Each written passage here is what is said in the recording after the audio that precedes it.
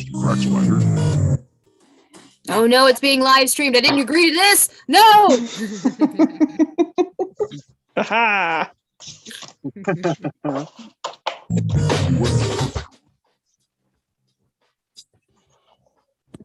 Sweat, Mr. Crack Spider.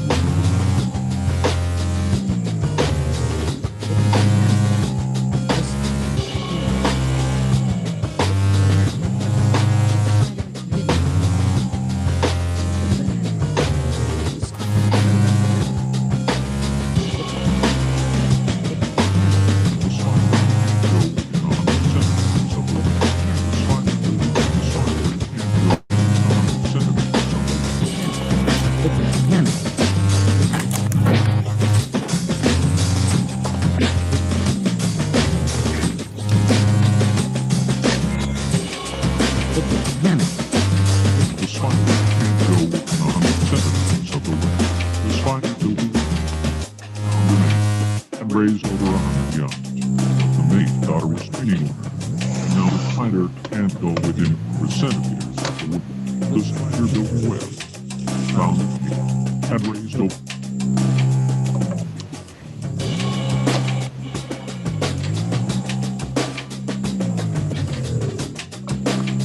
The cocaine spider figured building them was their pocket.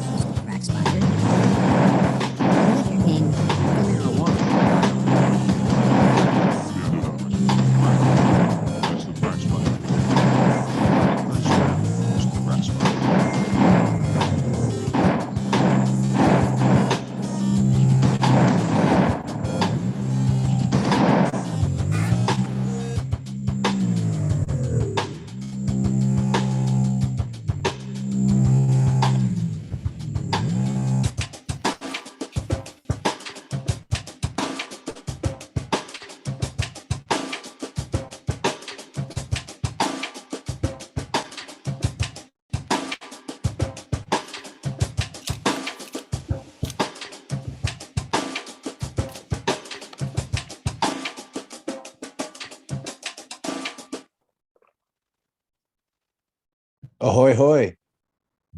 Ahoy, hoy, hoy. Greetings and salutations. We got quite a cast of characters tonight. Maybe we should all say hello individually. Hey, do we know how many numbers of this thing there are? What episode are we on, Jim? This is your show, ain't it? On number toast. Number toast. Nice. Thank God. Well, We made it to toast, guys. a toast to toast. I say toast to toast. I want to be Here, cool here. like you guys and have two cameras. Yeah. Get that echo Oh, going. it's a bit of Oh. echoey feedback, though. Jimi Hendrix is here with us tonight. Hi, Jimmy.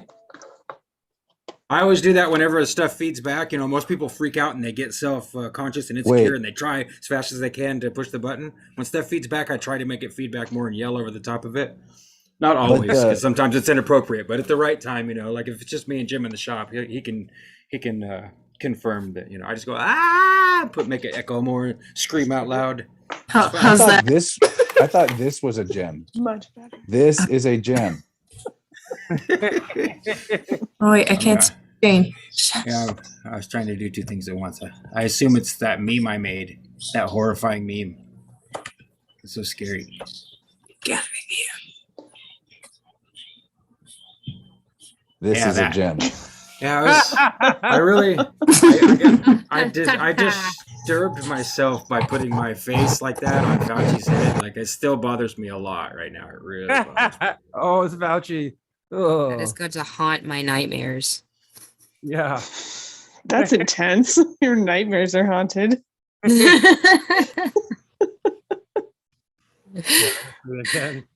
Just kidding, just kidding. Yeah. I Someone don't might be actually dream. exaggerating. No dreams? No, it sounds much more, scary that way. I don't know what the hell I'm doing. I'm doing too many things at once here. I needed to step it up a little bit. Here you go. Oh my gosh. I need that. I'm I'll put feeling it. in the house. Nice. We'll see how long this lasts before it gets too warm. I'm just gonna start playing with clay. So who's reading first? Hey, I could read first. Oh, yeah. Who's reading? I've got the Old Stage Drivers Yosemite Yarns by Lawrence Dingan, Douglas Hubbard, and Ed Vela. It's like some old book of stories from Yosemite National Park, like, what the stagecoach driver would tell you. I'm sure I've got 10 million other books here, but here, I'll read the titles and you guys shout out which ones sound best.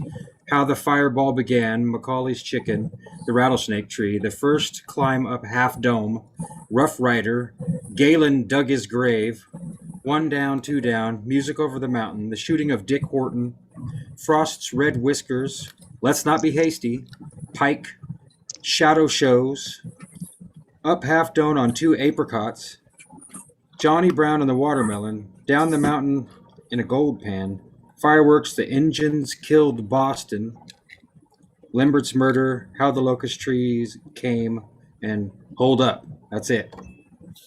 So I was gonna say the chicken, but now I'm thinking the shooting dick because there was some dick sex. Yeah. Perfect. A Shooting of Dick Horton, and the horror's in there too. Yeah.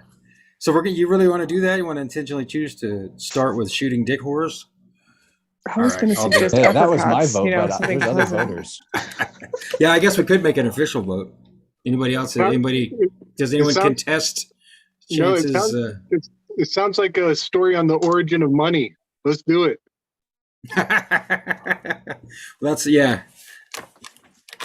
Okay, so The Shooting of Dick Horton, page 10, from The Old Stage Drivers Yosemite Yarns. I really doubt it's very long. The book's not very big. Page 10, The Shooting of Dick Horton. Oh yeah, we could read a few of these. They're not very long. Leonidas G. Horton was a pretty important person in Yosemite Valley in the early days. He was Justice of the Peace, and he often was Grand Marshal in the local parades. His friends all called him Dick. On April 4th, 1887, Able Man shot and killed him at Dick's house at Cascades, a few miles below the valley. Bad blood between the men began with the Civil War, then flared up when Man married Mattie Atkins, a cousin or some sort of kin of Horton's, with whom he had been living. Charlie Ledig, riding down with the mail, saw Dick lying dead in the dirt in front of his house. After the shooting, Man took up off the hill but ran into Jim McCauley, who talked him into turning himself into the sheriff. They tried him for murder down in Mariposa. The jury called it self-defense, though some folks said that Horton was shot from behind. Doc Gallison took Dick's skull down so the jury could see the bullet holes, so we don't know whether all of him is there in the cemetery in Yosemite or not. Very interesting that they confirmed that his head was removed from his grave and remained probably in someone else's hands.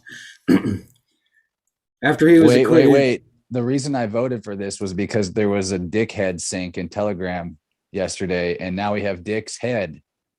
Yeah, nice. Well, I mean, I trust your intuition enough to go over a waterfall on purpose with you. So, if you're sure, right? You're really sure this is what we're supposed to do? Here we go. After he was acquitted, Abel and Mattie moved to Raymond. I'll bet they did. One day they had a fight, and he cut her throat from ear to ear. Oh my goodness! Looks like you made the wrong decision, folks. She didn't die, but this time he did. The posse chasing him said he shot himself as they were closing in on him. Funny thing, though, all the broken glass from the windows of the cabin was on the inside of the cabin. This book's a little more hardcore than I expected, but yeah, that's a real out west story. And I'm drawing pictures of Perseus right now. I'm tempted to read it again. How do you guys feel about reading it again one more time? What do you think? Yeah, that was. Yeah. Yep. Fire away. I'm gonna go a little slower here. Let's see. The shooting of Dick Horton. Leonidas G. Horton was a pretty important person in Yosemite Valley in the early days. He was the justice of the peace and often was grand marshal in the local parades. His friends all called him Dick. On April 4th, 1887, Abel Mann shot and killed him at Dick's house at Cascades, a few miles below the valley. Bad blood between the men began with the Civil War, then flared up when Mann married Mattie Atkins, a cousin or some sort of kin of Horton's, with whom he'd been living. Charlie Ledig, riding down with the mail, saw Dick lying dead in the dirt in front of his house. After the shooting, Mann took off up the hill but ran into Jim McCauley, who talked him into turning himself into the sheriff. They tried him for murder down in Mariposa. The jury called it self-defense, though some folks said that Wharton was shot from behind. Doc Gallison took Dick's skull down so the jury could see the bullet holes, so we didn't know whether all of him is there in the cemetery in Yosemite or not. After he was acquitted, Abel and Mattie moved to Raymond. One day, they had a fight, and he cut her throat from ear to ear. She didn't die, but this time he did. The posse chasing him said that he shot himself as they were closing in on him. Funny thing, though, all the broken glass from the windows of the cabin was on the inside of the cabin.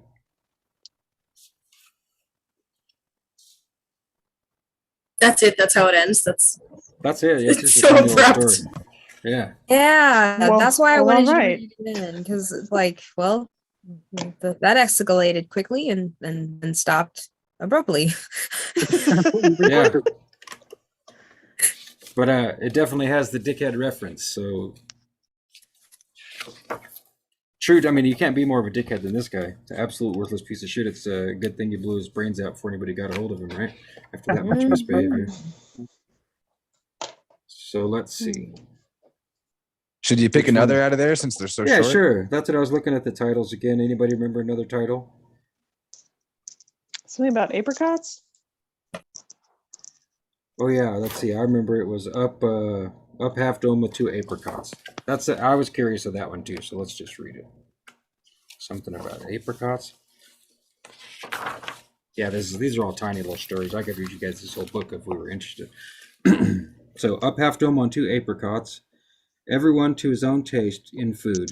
I always say, as for me, I eat pretty hearty when I'm in the mountains, especially if I'm doing hard work. But I can remember one little old maiden lady from back east who didn't feel that way.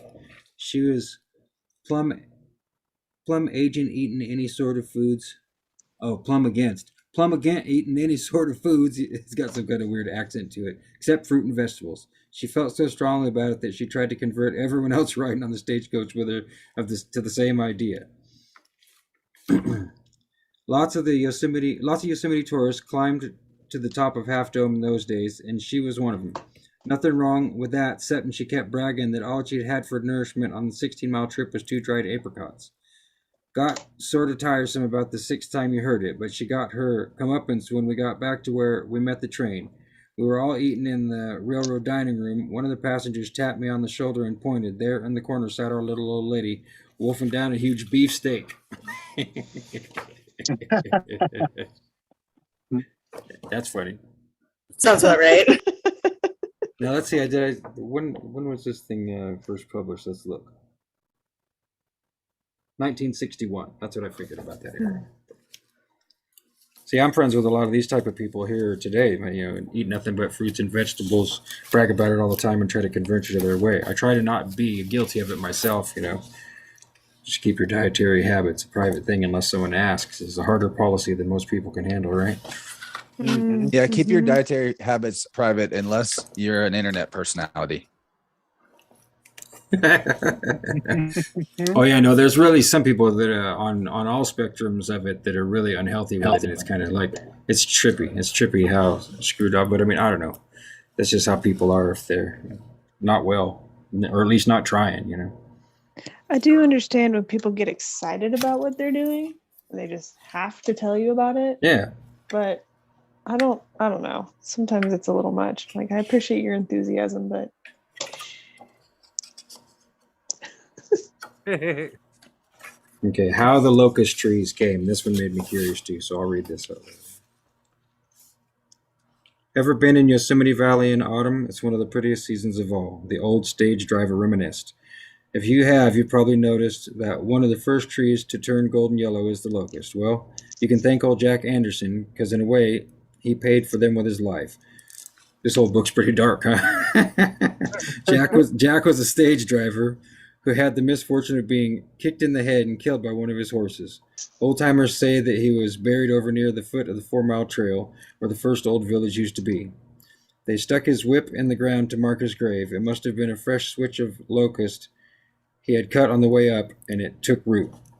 Anderson's body was moved later to the cemetery, but you'll find locust trees growing in many parts of Yosemite Valley. Most of them, though, are around where his whip stuck, where he was first buried. So yeah, that's interesting. That's cool. I've heard a similar version to that of an apple turning red. Yeah? Or the inside of an apple turning red. Where somebody died. I don't remember the rest of the story. That's it. But yeah, anyway. No, that's fascinating. Now, I could choose something else that actually reads through, because these little tiny stories aren't going to allow us to do any work. Not unless you guys want to just keep going. I mean, I could read more of them, but they're all just little quippets. Little quips. Maybe we shift to another reader and like do in between mini stories from Sean. Yeah, that's fine. I'm down with that. Cool. Then you can start fiddling with your clay. Oh yeah, I like that idea to always have short things to read between readers. You know, like as a transition. That's not a bad idea. Like palate cleansers. Yeah. It's like we'll call it the pickled ginger part of the show. That's exactly what I was thinking. That's perfect. Yeah. I could use my last bathroom time I readers tried for to that. incorporate a palate cleansing reading did not go well because that's why I started reading The Wicked and Divine that Rachel has mentioned. And I have two recently. I started it because I'm also reading The Rational Male. And I was like, well, at night I could like read this comic Rachel's talking about as like something easygoing and like I don't have to think much about it. And then I got really into the story, and I'm embarrassingly far to the comic, and I've only started it a few days ago. yeah, no, it's not really light reading. Yeah, I was like, my palate cleansing read turned into a whole thing on its own, apparently. That's hilarious, Chris. I actually did quite a bit of reading that was kind of random and intuitive today, so I totally get that. Like I woke up and did yoga really, really early in the morning with a group that I hang out with over here locally. And then I randomly read this little article about cybernetics from Marshall McLuhan because the book was just in front of me when I was sitting on the ground. And then later on, I did some bibliomancy, completely random too, and I sent a few of the pictures to Gabe. So, that was like awesome. I felt called to books today. Anybody else reading a lot today? Yes. I read. Yep. I was thinking about that a lot. Interestingly, I was reading about one of the last times martial law was used in Canada. Interesting. Some light reading. Yeah. Some of that small stuff. When was it? Well, the last time it was used in Canada, in our current version of what we think of as Canada, separate quote unquote from the crown, was actually when Trudeau's father, Pierre Trudeau, was in power. Martial law was called to take care of a terrorist group. I forget their acronym, but it was like PLQ or something like that in Quebec. But before that, what I was actually reading about was there was a rebellion between Lower Canada and Upper Canada. The French were rebelling against the English, and it was a group called the Patriots, actually, with an E on the end, and yeah, it was apparently super unconstitutional for the time. And I'm reading actually somebody's thesis about it. It's kind of interesting. We're not taught about that particular part of history. They totally brush over that. They're like, it didn't happen. We're not going to tell you about that. It's fine. We just hung a bunch of people, but we're not going to tell you. Rebellion is very impolite. Yeah, exactly. It's not English. So we're just taught to hate Quebec. And that's it. So it doesn't make any sense. But anyway. Does it have to do with hockey? No, it doesn't have to do with hockey. So don't worry about it. Just kidding. Kaylee, we have Kaylee up high camera. Are you working on some art with us tonight? Come on, you know it. I'm making a little buddy. It's definitely relates to hockey. We could like do a whole book on how that situation relates to hockey. No problem. I'm making some Especially stuff. If we interview some people. Yeah. Well, we get out there and we try real hard, and you just got to put those putts to the net, and we just got to keep going, and thanks for the interview, and have a good night. Spot on. That would be good. We should invite Canadian women to imitate the truckers on TV, so we could just make a running clip. It'd be really fun. My God.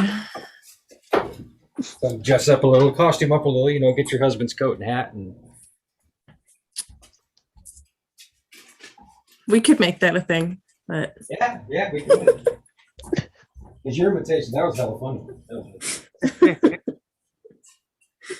I watched a lot of hockey. Welcome, Martin. We have Martin here again with us tonight. Sweet. Martin, is your microphone working? Hey, all. Hello, Martin. Do you have something to read tonight? I do. Would you like to read now? Please say it's the first chapter of Edward Lytton. Yes. Yes, it is. That was so cool. I know, just the intro, right? The Rosie Crucier book? Yeah, I'm totally down to hear more of that. Like, I want to hear that thing forever. And Chance, I wrote down his birthday and looked at this chart, right? Like, I was like, what? Okay. Anyway. Any good astrologer worth her salt.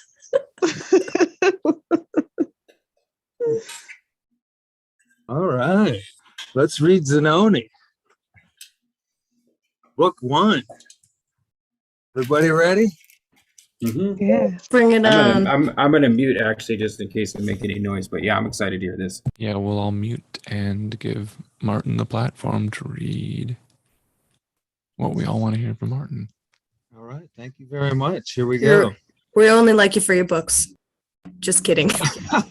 Oh, I like him for his cool wizard staff too. Hey, thanks, Jen. All right.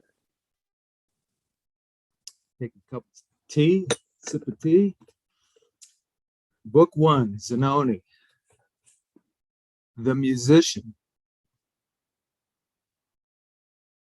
Due fontane che diverso effetto hanno liquore. That's from Aristo. And it means 2 founts that hold a draft of different effects.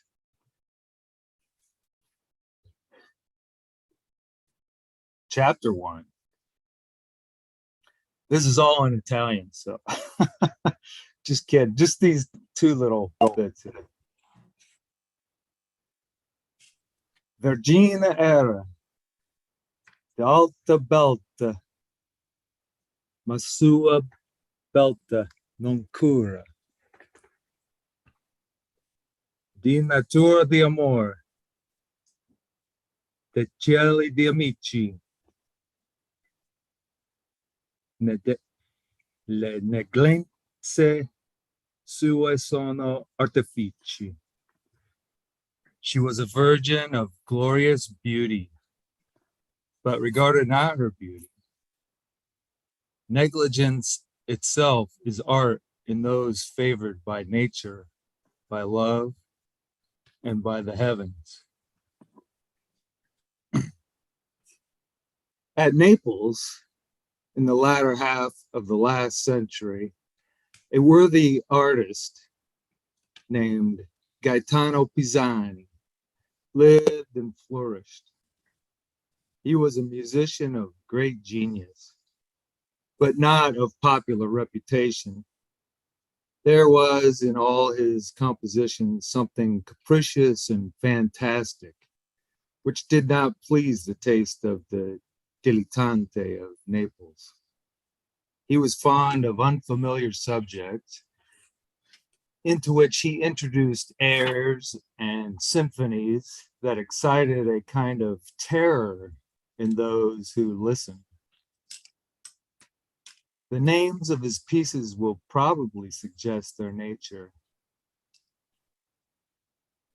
I find that, for instance, among his manuscripts, these titles, The Feast of the Harpies, The Witches at Benevento, The Descent of Orpheus into Hades, The Evil Eye, The Eumenides, and many others that evince a powerful imagination, delighting in the fearful and supernatural, but often relieved by an airy and delicate fancy with passages of exquisite grace and beauty. It is true that in the selection of his subjects from ancient fable, Gaetano Pisani was much more faithful than his contemporaries as to the remote origin and the early genius of Italian opera. That descendant, however effeminate, of the ancient union between song and drama, when, after long obscurity and dethronement, it regained a punier scepter, though a gaudier purple, by the banks of the Etrurian Arno or amidst the lagoons of Venice, had chosen all its primary inspirations from the unfamiliar and classic sources of heathen legend. And Pisani's Descent of Orpheus was but a bolder, darker, and more scientific repetition of the Eurydice, which Jacobi Peri set to music at the august nuptials of Henry of Navarre and Mary of Medicis. Still, as I have said, the style of the Neapolitan musician was not on the whole pleasing to the ears grown nice and euphistic in the more dulcet melodies of the day. And faults and extravagancies easily discernible and often to appearance willful served the critics for an excuse for their distaste. Fortunately, or the poor musician might have starved, he was not only a composer, but also an excellent practical performer, especially on the violin. And by that instrument, he earned a decent subsistence as one of the orchestra at the great theater of San Carlo.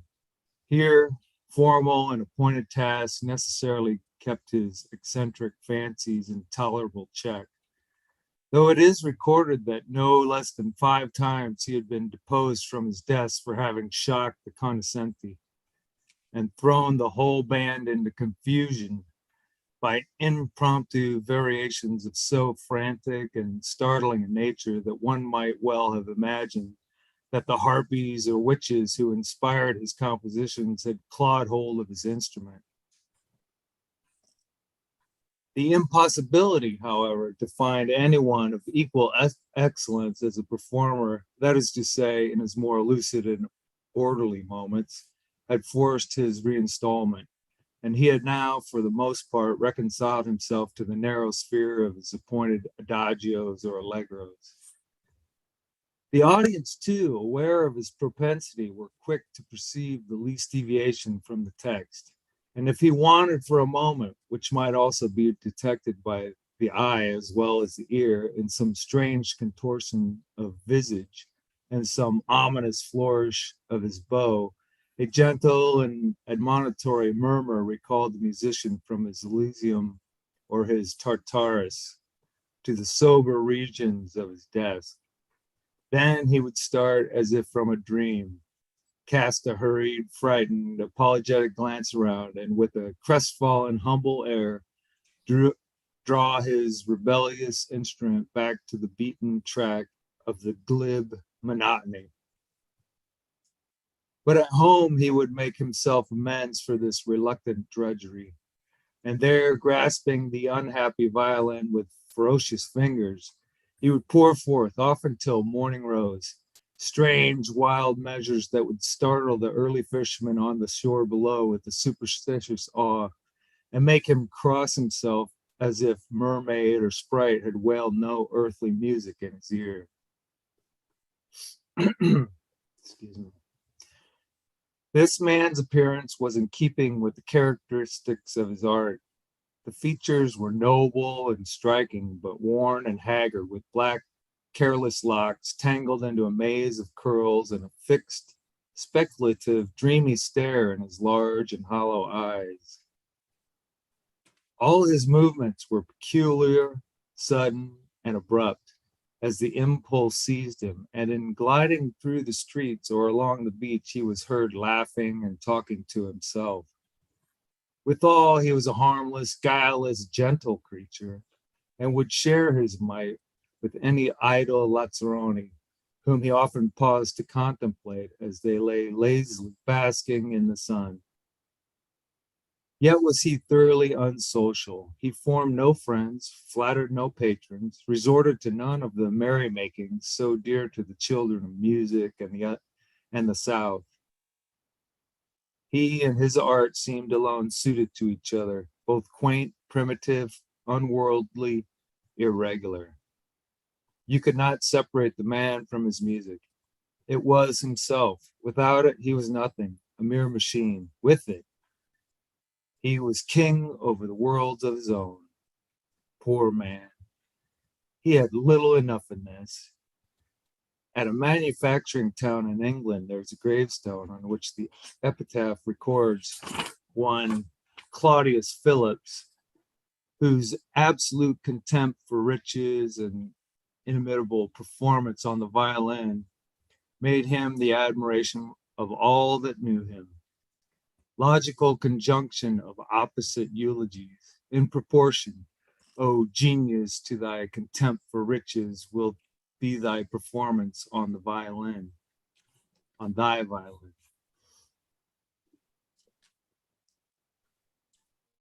Gaetano Pisani's talents as a composer had been chiefly exhibited in music appropriate to his favorite instrument, of all unquestionably the most various and royal in its resources and power over the passions. As Shakespeare among poets is the Cremona among instruments. Nevertheless, he had composed other pieces of larger ambition and wider accomplishment, and chief of these, his precious, his unpurchased, his unpublished, his unpublishable, and imperishable opera of The Siren. This great work had been the dream of his boyhood, the mistress of his manhood. In advancing age, it stood beside him like his youth. Vainly had he struggled to place it before the world. Even bland, unjealous Paisiello, maestro di capella, shook his gentle head when the musician favored him with the specimen of one of his most thrilling scenas.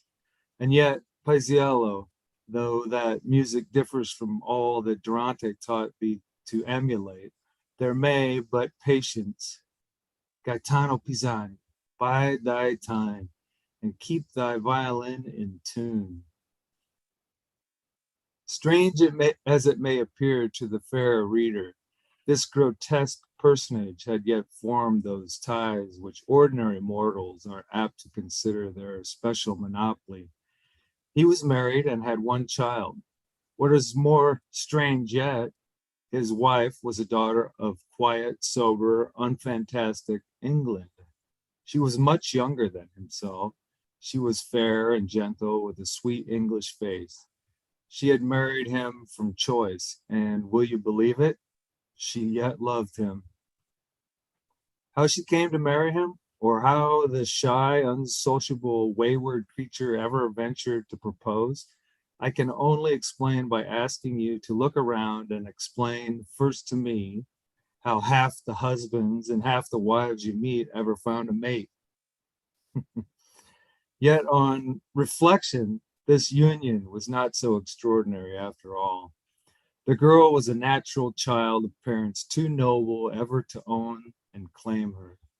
She was brought into Italy to learn the art by which she was to live, for she had taste and voice. She was a dependent and harshly treated, and poor Pisani was her master, and his voice the only one she had ever heard from her cradle, that seemed without one tone that could scorn or chide. And so, well, is the rest natural? Natural or not, they married. This young wife loved her husband, and young and gentle as she was, she might almost be said to be the protector of the two. From how many disgraces with the despots of San Carlo and the Conservatorio had her unknown officious mediation saved him? In how many ailments, for his frame was weak, had she nursed and tended him? Often in the dark nights, she would wait at the theater with her lanthorn to light him and her steady arm to lean on. Otherwise, in his abstract reveries, who knows, but the musician would have walked after his siren into the sea.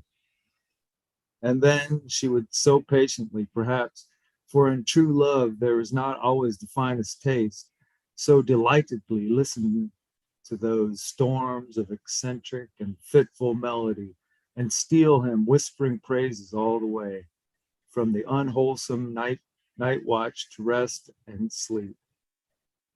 I said his music was a part of the man, and this gentle creature seemed a part of the music. It was, in fact, when she sat beside him that whatever was tender or fairy-like in his motley fantasia crept into the harmony as by stealth. Doubtless her presence acted on the music and shaped and softened it, but he, who never examined how or what his inspiration, knew it not. All that he knew was he loved and blessed her. He fancied he told her so 20 times a day, but he never did, for he was not of many words, even to his wife. His language was his music, as hers her cares. He was more communicative to his barbiton, as the learned Mersenius teaches us to call all the varieties of the great viol family. Certainly, barbiton sounds better than fiddle. I don't know about that. And barbiton let it be. He would talk to that by the hour together, praise it, scold it, coax it, nay, for such is man, even the most guileless. He had been known to swear at it, but for that excess he was always penitentially remorseful. And the barbiton had a tongue of his own, could take his own part, and when he also scolded, had much the best of it. He was a noble fellow, this violin, a Tyrolese, the handiwork of the illustrious Steiner. There was something mysterious in his great age. How many hands, now dust, had awakened his strings ere he became the Robin Goodfellow and familiar of Gaetano Pisani. His very case was venerable, beautifully painted, it was said, by Carracci. An English collector had offered more for the case than Pisani had ever made by the violin. But Pisani, who cared not if he had inhabited a cabin himself, was proud of a palace for the barbiton, his barbiton. It was his elder child. He had another child, and now we must turn to her. How shall I describe thee? Viola. Certainly, the music had something to answer for in the advent of that young stranger, for both in her form and her character, you might have traced a family likeness to that singular and spirit-like life of sound which night after night threw itself in airy and goblin sport over the starry seas. Beautiful she was, but a very uncommon beauty, a combination, a harmony of opposite attributes. Her hair of a gold richer and purer than that which is seen even in the north. But the eyes of all the dark, tender, subduing light of more than Italian, almost of oriental splendor, the complexion exquisitively fair, but never the same, vivid in one moment, pale the next, and with the complexion, the expression also varied. Nothing now so sad, and nothing now so joyous. I grieve to say that what we rightly entitle education was much neglected for their daughter by this singular pair. To be sure, neither of them had much knowledge to bestow, and knowledge was not then the fashion as it is now, but accident or nature favored young Viola. She learned, as of course, her mother's language with her father's, and she contrived soon to read and to write. And her mother, who, by the way, was Roman Catholic, taught her bedtimes to pray. But then, to counteract all these acquisitions, the strange habits of Pisani and the incessant watch and care which he required from his wife often left the child alone with an old nurse, who, to be sure, loved her dearly, but who was in no way calculated to instruct her. Dame Gianetta, was every inch Italian and Neapolitan. Her youth had been all love, and her age was all superstition. She was garrulous, fond, a gossip. Now she would prattle to the girl of cavaliers and princes at her feet, and now she would freeze her blood with tales and legends, perhaps as old as Greek or Etrurian fable, of demon and vampire, of the dances round the great walnut tree at Benevento, and the haunting spell of the evil eye. All this helped silently to weave charmed webs over Viola's imagination that afterthought and later years might labor vainly to dispel. And all this especially fitted her to hang with a fearful joy upon her father's music. Those visionary strains, ever struggling to translate into wild and broken sounds the language of unearthly beings, breathed around her from her birth. Thus you might have said that her whole mind was full of music, associations, memories, sensations of pleasure or pain. All were mixed up inexplicably with those sounds that now delighted and now terrified, that greeted her when her eyes opened to the sun and woke her trembling on her lonely couch in the darkness of the night. The legends and tales of Gianetta only served to make the child better understand the signification of those mysterious tones. They furnished her with words to the music. It was natural that the daughter of such a parent should soon evince some taste in his art. But this developed itself chiefly in the ear and the voice. She was yet a child when she sang divinely. A great cardinal, great alike in the state and the conservatorio, heard of her gifts and sent for her. From that moment, her fate was decided. She was to be the future glory of Naples, the prima donna of San Carlo. The cardinal insisted upon accomplishment of his own predictions and provided her with the most renowned masters.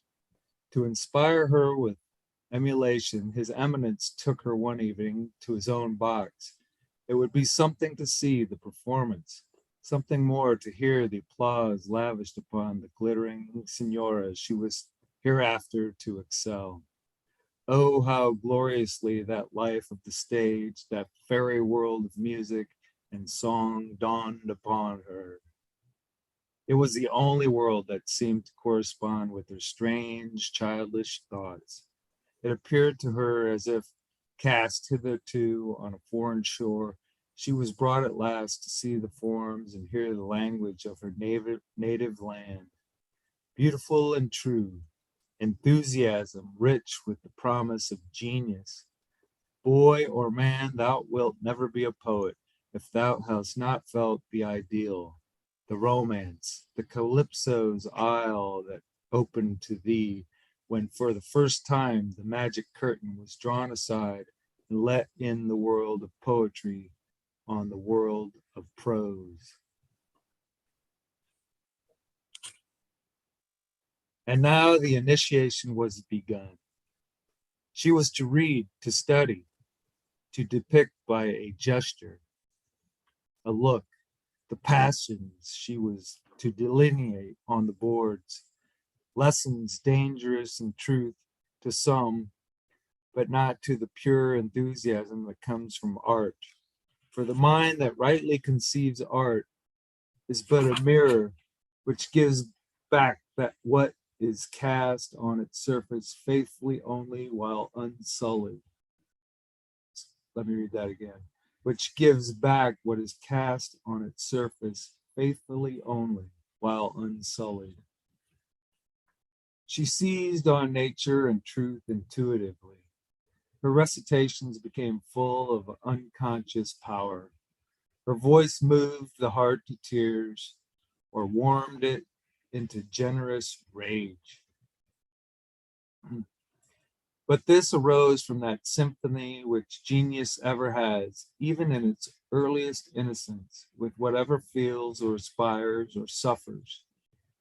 It was no premature woman comprehending the love or the jealousy that the words expressed. Her heart was one of those strange secrets which the psychologists may unriddle to us if they please, and tell us why children of the simplest minds and the purest hearts are often so acute to distinguish in the tales you tell them or the songs you sing, the difference between the true art and the false, passion and jargon, Homer and Racine, echoing back from the hearts that have not yet felt what they repeat, the melodious accents of the natural pathos. Apart from her studies, Viola was a simple, affectionate, but somewhat wayward child. Wayward not in temper, for that was sweet and docile, but in her moods, which, as I before hinted, changed from sad to gay and gay to sad without an apparent cause. If cause there were, it must be traced to the early and mysterious influences I have referred to, when seeking to explain the effect produced on her imagination by those restless streams of sound that constantly played around it. For it is noticeable that to those who are much alive to the effects of music, airs and tunes often come back. In the commonest, purest pursuits of life, to vex, as it were, and haunt them. The music, once admitted to the soul, becomes also a sort of spirit. It never dies. It wanders perturbedly through the halls and galleries of the memory and is often heard again, distinct and living as when it first displaced the wavelets of the air.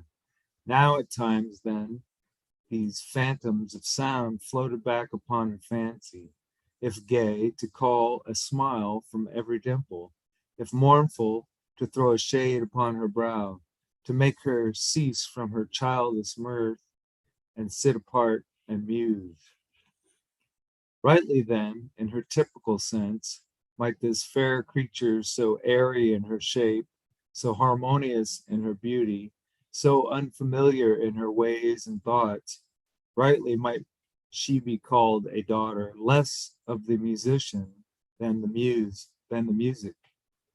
A being for whom you could imagine that some fate was reserved, less of actual life than the romance which, to the eyes that can see and the hearts that can feel, glides ever along with the actual life, stream by stream, to the dark ocean. And therefore it seemed not strange that Viola herself, even in childhood, and yet more as she bloomed into the sweet seriousness of virgin youth, should fancy her life ordained for a lot, whether of bliss or woe, that should accord with the romance and reverie which made the atmosphere she breathed. Frequently she would climb through the thickets that clothed the neighboring grotto of Posillipo, the mighty work of the old Cimmerians, and seated by the haunted tomb of Virgil, indulge those visions, the subtle vagueness of which no poetry can render palpable and refined. For the poet that surpasses all who ever sung is the heart of dreaming youth. Frequently, there too, beside the threshold over which the vine leaves clung, and facing the dark blue waveless sea, she would sit in the autumn noon or summer twilight and build her castles in the air. Who doth not do the same, not in youth alone, but with the dimmed hopes of age? It is man's prerogative to dream, the common royalty of peasant and of king. But those daydreams of hers were more habitual, distinct, and solemn than the greater part of us indulge. They seemed like the orama of the Greeks, prophets, wild phantasma. That's chapter 1. Should I continue with 2? Would you like to talk about it?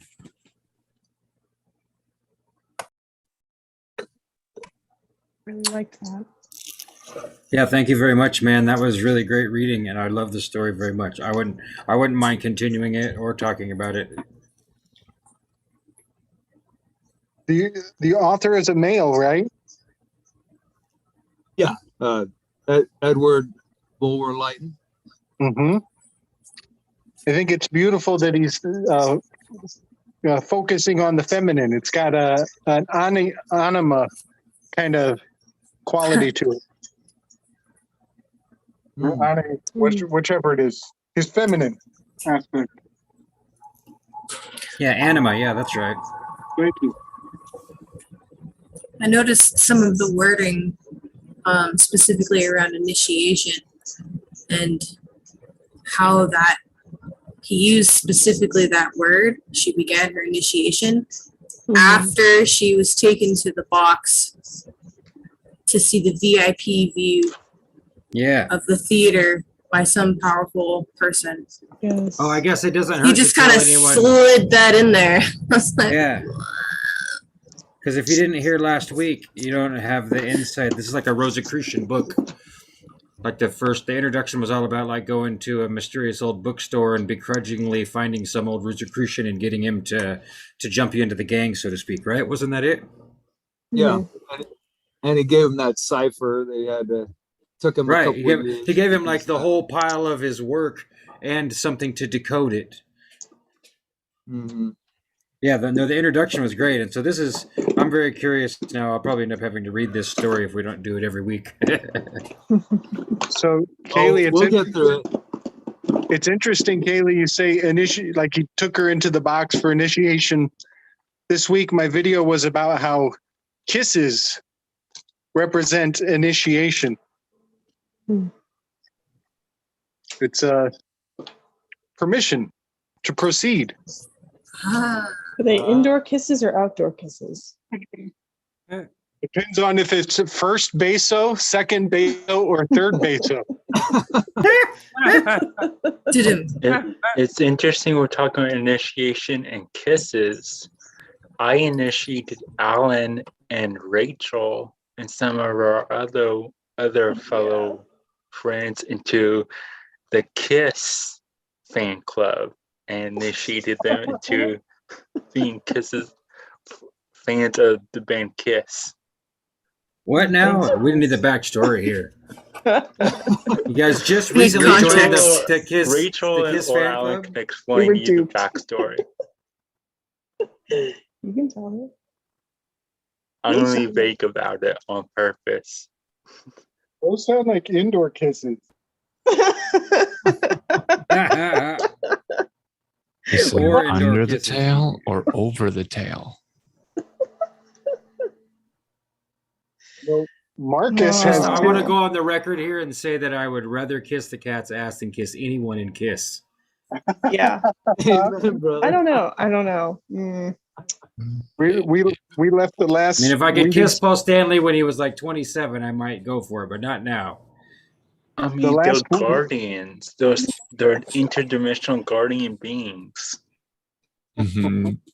And Gabe has something to say more about cussing or kissing.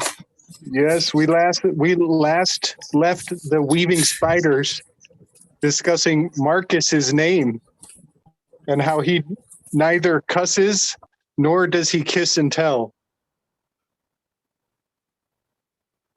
We don't know which cult you're in.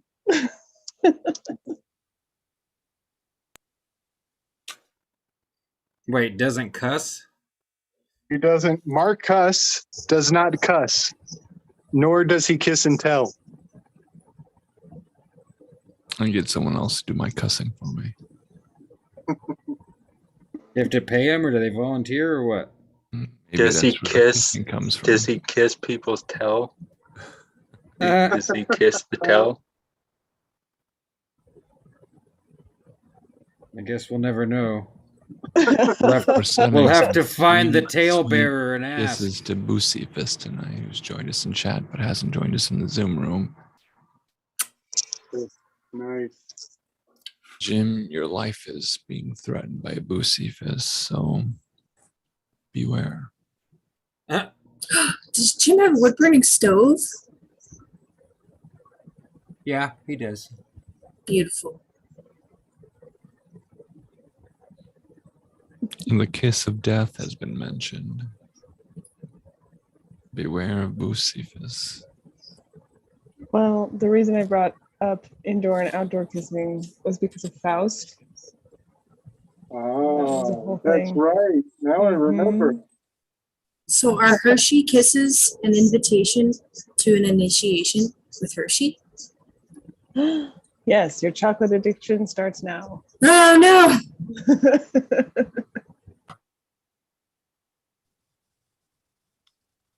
That's a really good point, though.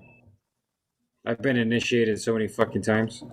If that's the case, it's not even funny. Which club aren't you in? I'm a member of the cult of Hank Williams. It's not anything you have to sign up for, but just one day you realize that you're like, oh, I follow after Hank Williams like a cult member. Okay. Keep looking up his stuff, playing it over and over again, memorizing it, sitting in the dark, drunk, swaying on the bed, playing it again. Like, oh, okay. I guess I'm in the cult of Hank Williams. Shit. I try to not join any more cults if I can help it. That's good.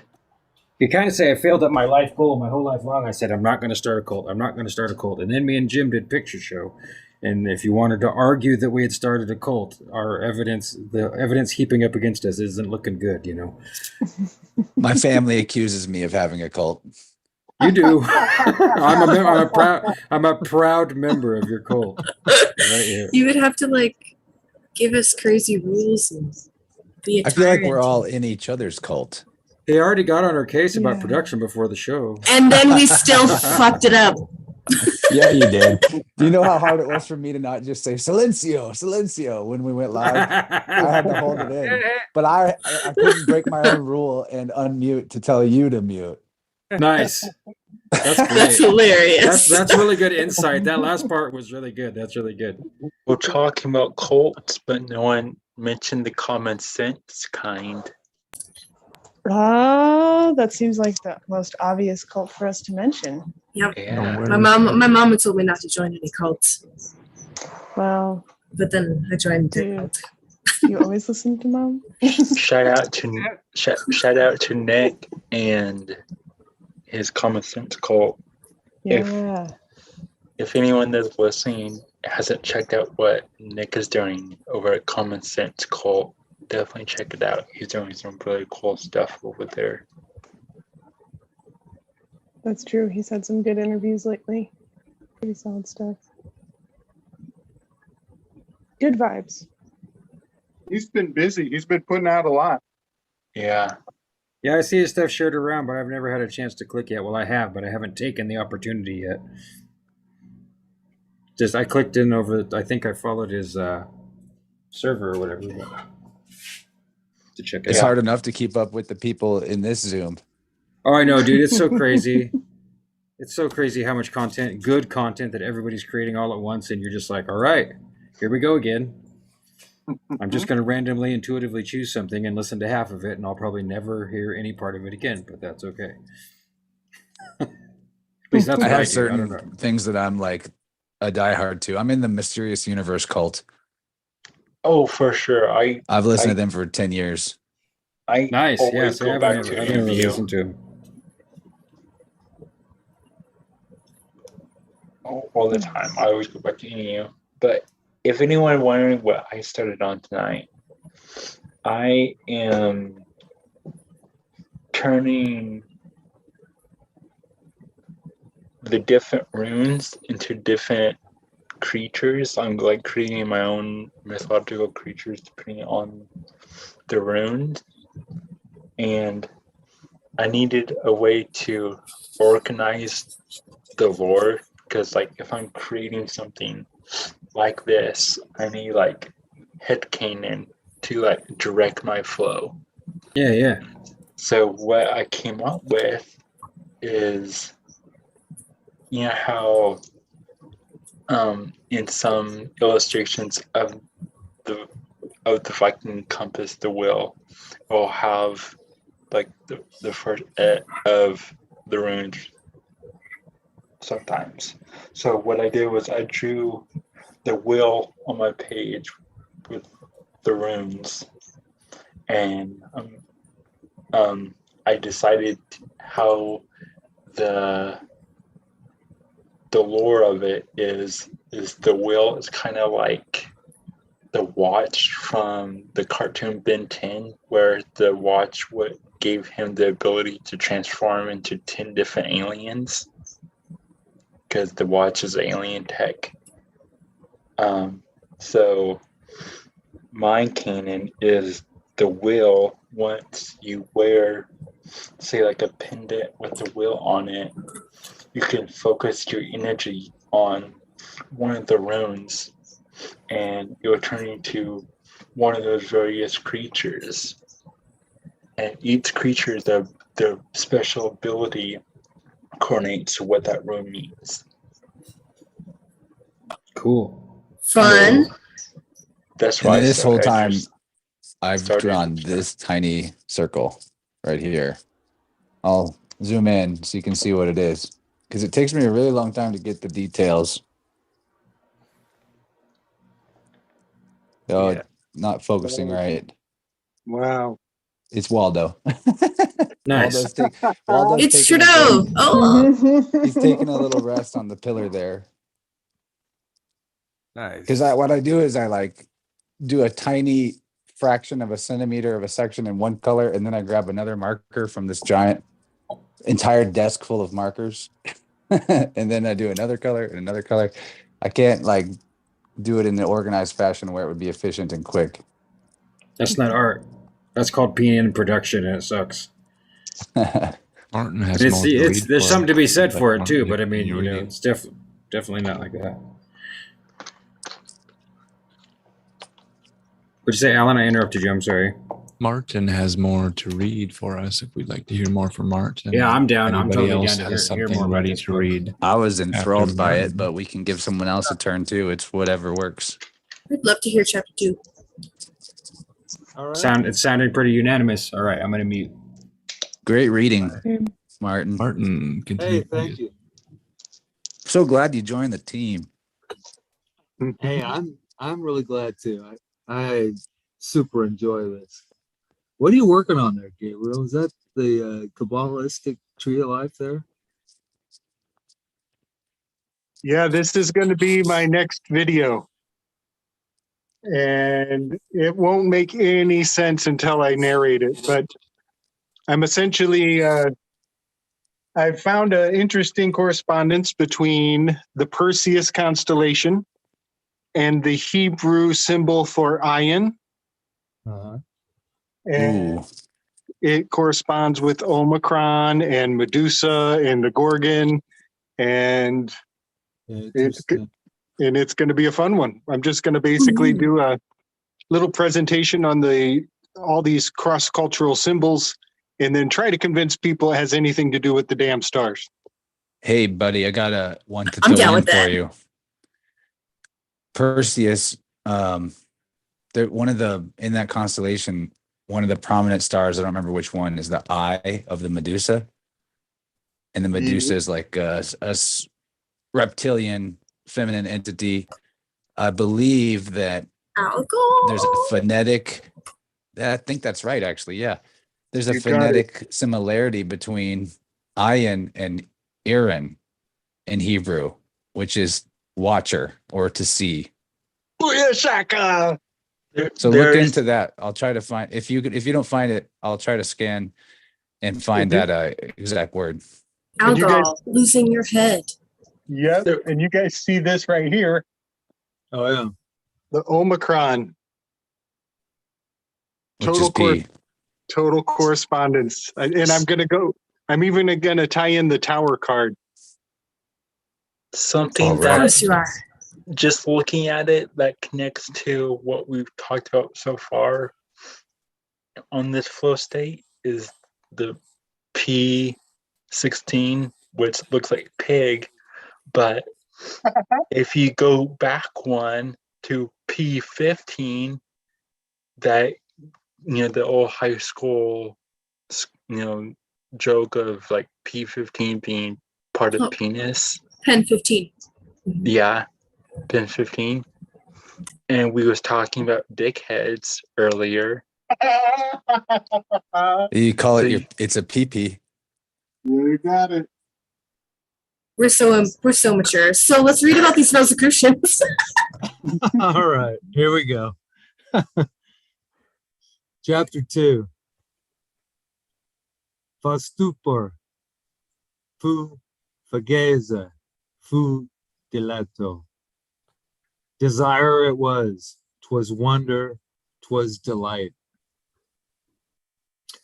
Now at last the education is accomplished. Viola is nearly 16. The cardinal declares that the time has come for when the new name must be inscribed in the Libro d'Oro, the golden book set apart to the children of art and song. Yes, but in what character? To whose genius is she to give embodiment and form? Ah, there is the secret. Rumors go abroad that the inexhaustible Paisiello, charmed with her performance of his Nel cor più non me sento and his Io son lindoro, will produce some new masterpiece to introduce the debutante. Others insist upon it that her forte is the comic and that Cimarosa is hard at work at another matrimonio segreto. But in the meanwhile, there is a check in the diplomacy somewhere. The cardinal is observed to be out of humor. He has said publicly, and the words are portentous, "The silly girl, she is as mad as her father. What she asks is preposterous." Conference follows conference. The cardinal talks to the poor child very solemnly in his closet, all in vain. Naples is distracted with the curiosity and conjecture. The lecture ends in a quarrel, and Viola comes home sullen and pouting. She will not act. She has renounced the engagement. Pisani, too inexperienced to be aware of all the dangers of the stage, had been pleased at the notion that one, at least, of his name would add celebrity to his art. The girl's perverseness displeased him. However, he said nothing. He never scolded in words, but he took up the faithful barbiton. Oh, faithful barbiton, how horribly thou didst scold. It screeched, it gabbled, it moaned, it growled, and Viola's eyes filled with tears, for she understood that language. She stole to her mother and whispered in her ear, and when Pisani turned from his employment, lo, both mother and daughter were weeping. He looked at them with a wondering stare, and then, as if he felt he had been harsh, he flew again to his familiar. And now you thought you heard the lullaby which a fairy might sing to some fretful changeling it had adopted and sought to soothe. Liquid, low, silvery, streamed the tones beneath the enchanted bow. The most stubborn grief would have paused to hear, and withal, at times, out came a wild, merry, ringing note like a laugh, but not mortal laughter. It was one of his most successful airs from his beloved opera, The Siren, in the act of charming the waves and the winds to sleep. Heaven knows what next would have come, but his arm was arrested. Viola had thrown herself on his breast and kissed him with happy eyes that smiled through her sunny hair. At that very moment, the door opened. A message from the cardinal. Viola must go to his eminence at once. Her mother went with her. All was reconciled and settled. Viola had her way and selected her own opera. Oh, ye dull nations of the north, with your broils and debates, your bustling lives of the Pnyx and the Agora, you cannot guess what a stir throughout musical Naples was occasioned by the rumor of a new opera and a new singer. But whose opera?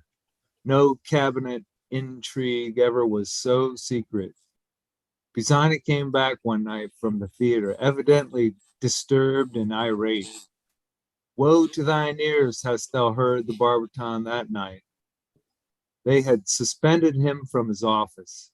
They feared that the new opera and the first debut of his daughter as prima donna would be too much for his nerves, and his variations, his diablerie of sirens and harpies, on such a night made a hazard not to be contemplated without awe, to be set aside, and on the very night that his child, whose melody was but an emanation of his own, was to perform, set aside for some new rival, it was too much for a musician's flesh and blood. For the first time he spoke in words upon the subject, and gravely asked, for that question the barbiton, eloquent as it was, could not express distinctly what was to be the opera and to what the part. And Viola as gravely answered that she was pledged to the cardinal not to reveal. Pisani said nothing, but disappeared with the violin, and presently they heard the familiar from the housetop, whither, when thoroughly out of humor, the musician sometimes fled, whining and sighing as if its heart were broken. The affections of Pisani were little visible on the surface. He was not one of those fond, caressing fathers whose children are ever playing round their knees. His mind and soul were so thoroughly in his art that domestic life glided by him, seemingly as if that were a dream, and the heart the substantial form and body of existence.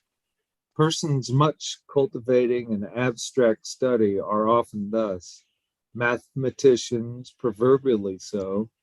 When his servant ran to the celebrated French philosopher, shrieking, "The house is on fire, sir!" "Go and tell my wife then, fool," said the wise man, settling back to his problems. Do I ever meddle with domestic affairs? But what are the mathematics to music? What are mathematics to music? Music that not only composes operas, but plays on the barbiton.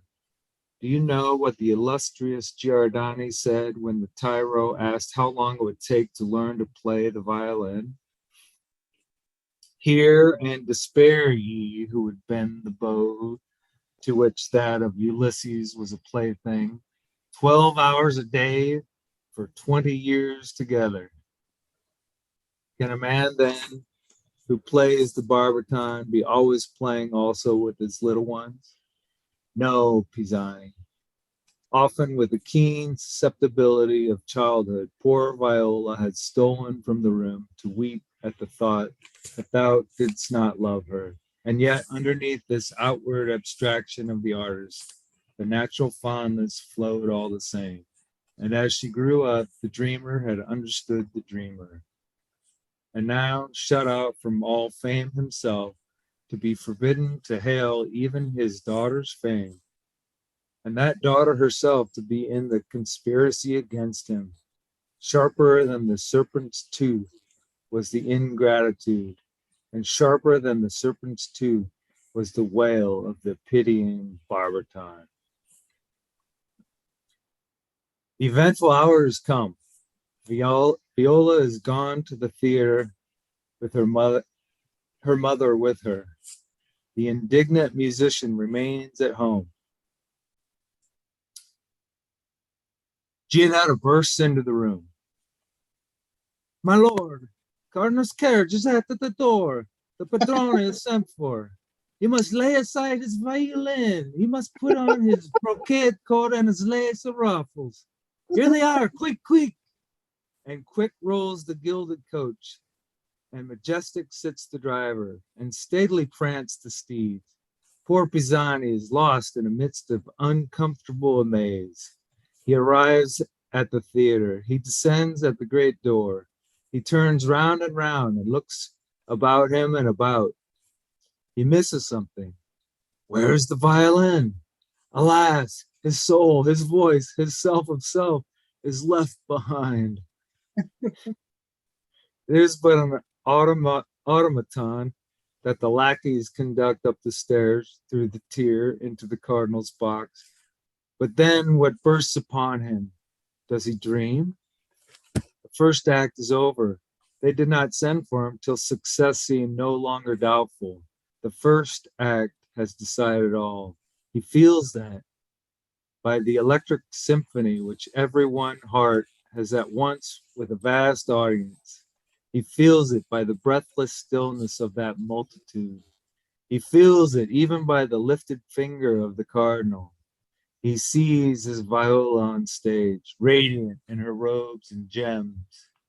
He hears her voice thrilling through the single heart of the thousands.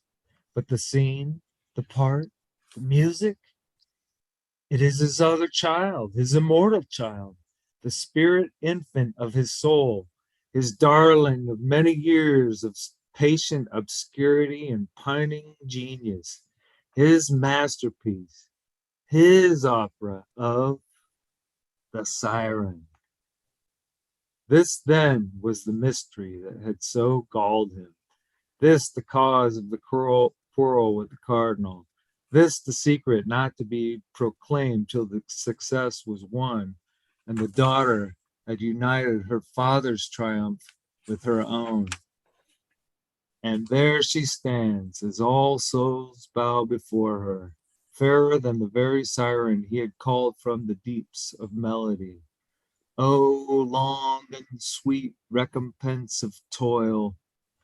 Where is on earth a rapture like that which is known to genius when at last it bursts from the hidden cavern into light and fame? He did not speak. He did not move.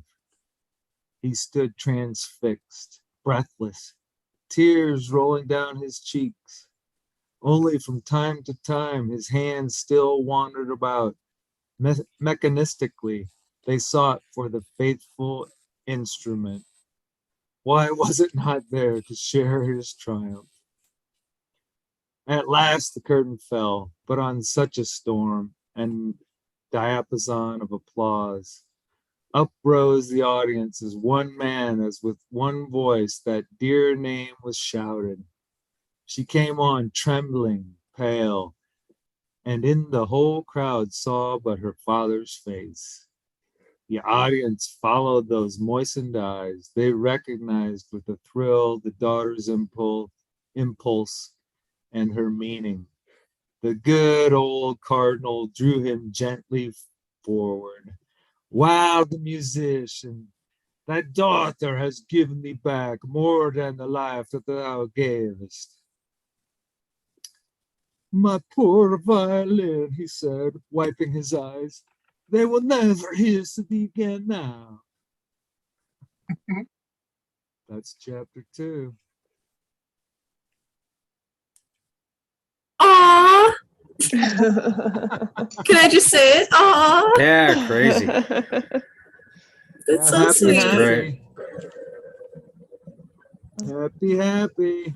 My I love the accents, by the way. Thank you. Yeah, the accents are great. Hey, Martin, what was the very last line again? Oh, that's Pisani. He's crying because he doesn't have his violin, and that they won't ever hiss at my poor violin. He said, wiping his eyes. They will never hiss thee again now. Really cool. What stuck out to me is the way they use the word genius. It was more in line to the older way. Yes. We used to use the word genius, which is a genius was more like a guardian angel. It was a spirit you would have. You would have a genius. So you would, instead of saying that person is a genius, you would say they have a genius. And paraphrasing what Martin just read, he said, you couldn't give away a genius. Yeah. So I'm working with my genius right now. Also, there's a lot of siren allegories and references too. And It there's tripped me out that it's about the siren anyway. That's just a trip. There's a mythological link with the siren and the genie, or the jinn, and the genius. Interesting. So Joe Biden's name, I always intentionally spell it J. Obey Jin. Hey, Jim, could you go around the room and focus on some of the art cameras so we can see the progress people are making? Maybe start with SB on his overhead camera. See. I think it's amazing that we had two presidents who are on team whatever, Pepsi Team Pepsi. And their name has the word obey. Obama and Joe Beijing. They both have the word obey. It's a trip. Huh. Oh wait, did you put the? Yeah, if you put the camera artist on for me, I'll show some of obey. the stuff that's been here. I can't see the overhead camera, but should be able to see that. Oh. But now I'm getting to quite the stack of stuff that's backed up, and what I wrote a poem in clay because I got this really beautiful piece. Like I rolled this out and it perfectly put orange on one side and green on the other. So I wrote a short poem, and I figure I want to see what that looks like when it's hard, once it's fired. And I forgot that I bought a bunch of random stuff, and I've got these little molds. I didn't even know I had these. They're like little flower molds, and so I'm just as soon as I saw them, like I got all giddy like a little kid, like ooh, I can press flowers into the I can make flowers. So that's where I'm at right now, just discovering that I'm allowed and able to make flowers. I mean, that's in the realm of crate. There's shit here everywhere. I painted this picture right here because I just had a black. I was painting the heads of the screws black and gray when we were hanging stuff up in the kitchen and the living room, to hide the detail of the shiny screws. And this was the leftover paint. So there's like a cowboy with a gun pointed at him, which is a strange sync to the book that I was reading. It might have even been a subconscious influence, but I never read any of those little stories.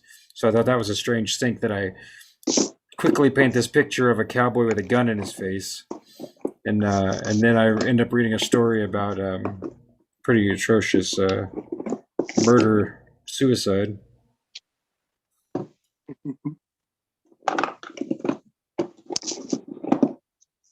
What you working on, Rachel? Some artwork for Chance.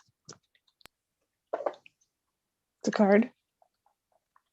Oh, I don't want to look. I want to be surprised. Yeah. I want to look. Which I is want to look away. super perfect. That's like the highest level of spoiler alert right there. Right? I was like, I shouldn't tell, but No, that makes it great. Like, I'm creating something for you. That's great. Thank you in advance. yeah. I already had the idea, so I was like, this is perfect. Oh, if I was in the office, I would show that thing that you sent me. Well, I can't tell you how flabbergasted we are to receive that thing from you, Rachel, as a gift. Thank you with all of my heart. It's so insanely beautiful. It's like got me thinking. Like, I'm gonna scan it because I have a huge archival printer sitting here. I just haven't made room to set it up, so you'll definitely be seeing it again. Thanks. Yeah, I love what Rachel made me.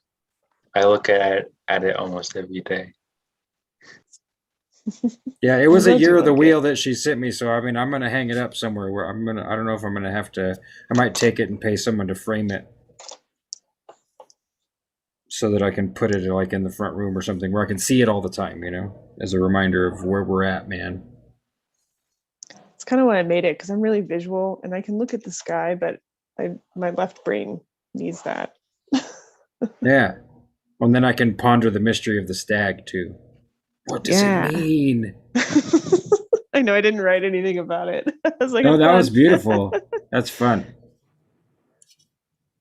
No, it was a great gift. Thank you so much. Yeah, I have It's a fun book doing open it. and So. is ready to read. Who wants to read? Yeah, I could read another story in between if you guys want. Yeah, While you waiting for read someone. another story, then I would like to continue the next part of the young bed if you guys like. Nice. Yeah, that'd be great. Okay, now there's a story called "The Engines Killed Boston," but I do have my fear that it might be no longer applicable in its concern for respect of all persons. But I'm willing to read it anyway, as long as you guys are willing to go forward with me. The Engines Killed Boston. Should we vote it up or down? What do you think? Go forward bravely. I'm right. with you, Sean. I think I can. I think I can. I think I. The Engines Did Killed anyone catch my Boston. pun? I just have to make sure. No, I caught it. Okay. It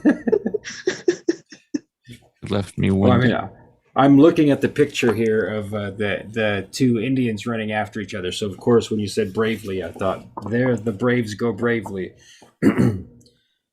Down Cascades, way about 7 or 8 miles below Yosemite Valley. Oh, man, I messed that up. Let's try again. Down Cascades, way about 7 or 8 miles below Yosemite Valley, there's a big rock with a flat side on it. If you take a good look, you'll see the outlines of an old fireplace on it.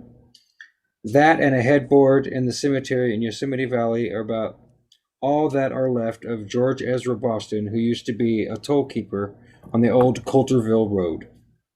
Everybody liked Boston, but somehow he got on the wrong side of Puente Gorge, a renegade Indian who was running from the sheriff and holed up not far from Boston's station. One evening, George was passing Boston's place with a couple of friends about supper time. The toll keeper, being a generous gent, invited the Indians in to eat with him. This they did, and while Boston had his back turned, cleaning up the dishes, Piet George shot him. Another Indian cut his throat just to make sure he was dead. Then they set fire to his cabin to hide what they'd done. Old Piute, it's like Piute, Puty. Old Puty George really took to the rocks after that. A couple of the local folks finally coaxed him down by sending up another Indian and getting him drunk. They were staked out and waiting for him as he came slinking along the trail, and when he got close to one of them, let him have it in the backside with both barrels of a shotgun. Doesn't seem possible that he lived through it, but Mrs. Ledig and son of the Indian women nursed him back to health. I heard they cleaned out his wounds by running long feathers dipped in bear grease through them. He was tried for murder and sent to San Quentin for the rest of his life. Wow. This book's pretty hardcore about the getting people straight shot dead, I guess, huh? And cutting Damn. throats. Honest. Yeah. Well, I never heard of that. Hey, if there's a bullet hole all the way through me, please don't run feathers with bear grease through the hole. I was thinking that people survive some crazy shit, getting the Oh throat cut, yeah, and dude. shotgunned. Yeah, I agree. There's a lot of survival too. So I just learned this week that San Quentin is built on a star fort. Nice. I've got a list here. I'll fire it off. These are a list of state penitentiaries built on star forts, primarily in California. So there's probably way more than just this. Delano. Was that in Michelle's new video? You got it. Yeah. I saw that. Delano, North Kern, the Kern Valley, Abbinall, San Quentin, Folsom, Pleasant Valley, Lancaster, Wasco, Corcoran, Pelican Bay, Pelican Bay, excuse me, in Salinas. I used to live in Salinas. I've been to a lot of those places because I'm a California boy. I got relatives that did time in San Quentin and Folsom Penitentiary.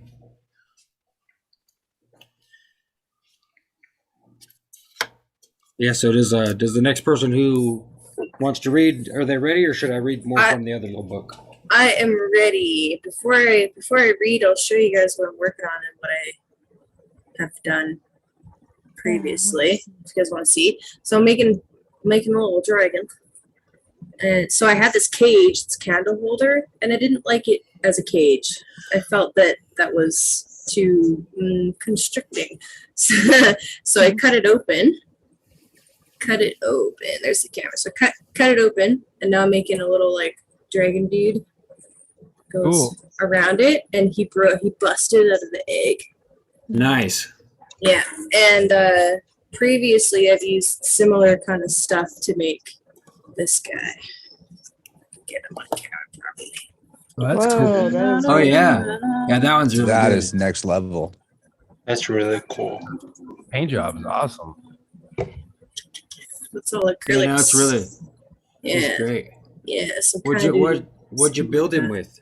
The balls like originally just like styrofoam, and then like this is like a lid from something, and I just glued it together, and the base underneath, the like outside stuff is like an applesauce like container. So it's just like scraps, and then I actually used like a styrofoam cone for the head, and I like split it open so I could like make the mouth, and then it's just like paper mache, honestly, and then it's paper mache too. Okay. yeah, paper mache. No, it's beautiful. Yeah, it's then, beautiful. Yeah, so Because I couldn't tell, I was like, man, it looked like you might have been using clay and then painted it, but it's really great. I love your construction. Thank you for telling us. That's great. Yeah. So it's gonna be something like that, but around a cage instead of a globe. Yeah, cool. Yeah, you can burn incense inside the cage. I could. That'd be fun. Alrighty, so Carl Young. Oh, okay, I'm muting here.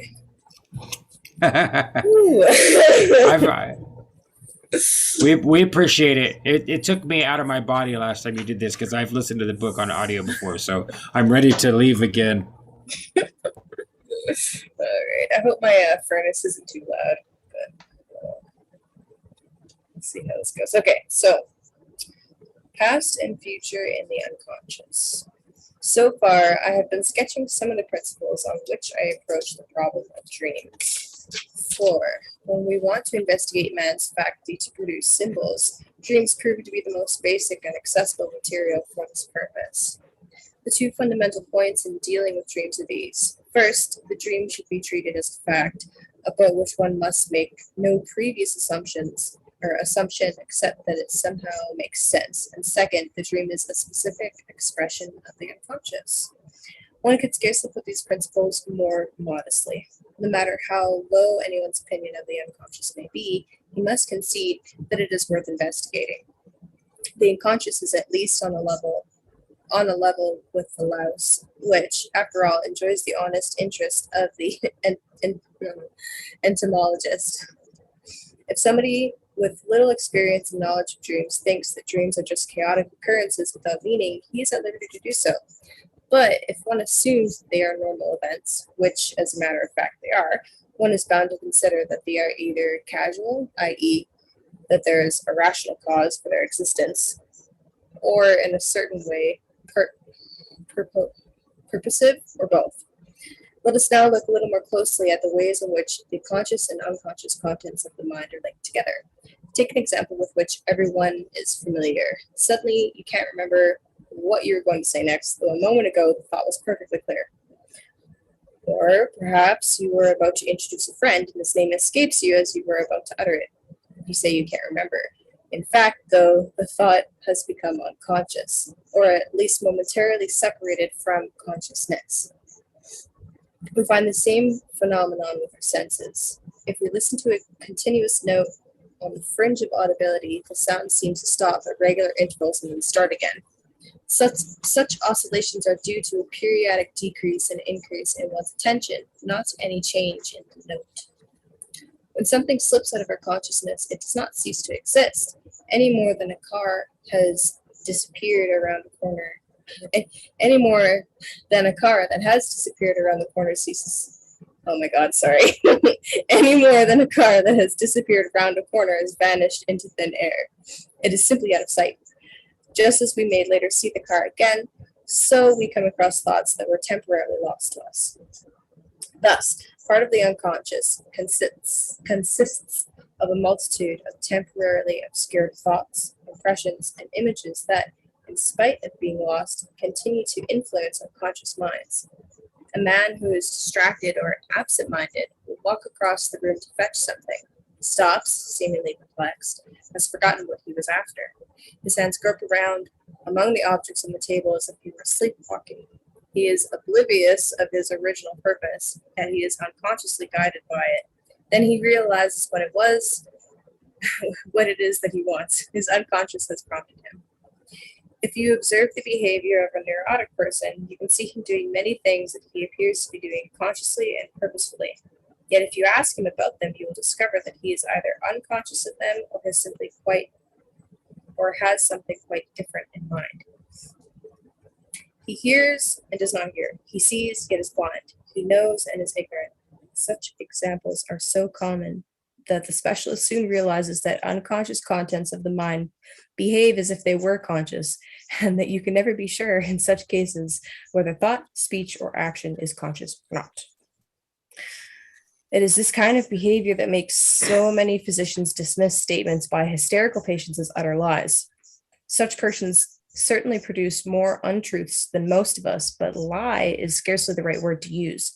In fact, their mental state causes an uncertainty of behavior because their consciousness is liable to unpredictable eclipse by an interference from the unconscious. Even their skin sensations may reveal similar fluctuations of awareness. At one moment, the hysterical person may feel a needle prick in his arm. At the next, it may pass unnoticed. If his attention can be focused on a certain point, the whole of his body can be completely anesthetized until the tension that causes this blackout of the senses has been relaxed. Sense perception is then immediately restored. All the time, however, he has been unconsciously aware of what was happening. The physician can see this process quite clearly when he hypnotizes such a patient. It is easy to demonstrate that the patient has been aware of every detail. The prick in the arm or the remark made during the eclipse of consciousness can be recalled as accurately as if there had been no anesthesia or forgetfulness. I recall a woman who was once admitted to a clinic in a state of complete stupor. When she recovered consciousness next day, she knew who she was, but did not know where she was, how or why she had come there, or even the date. Yet, after I had hypnotized her, she told me why she had fallen ill, how she'd gotten to the clinic, and who had admitted her.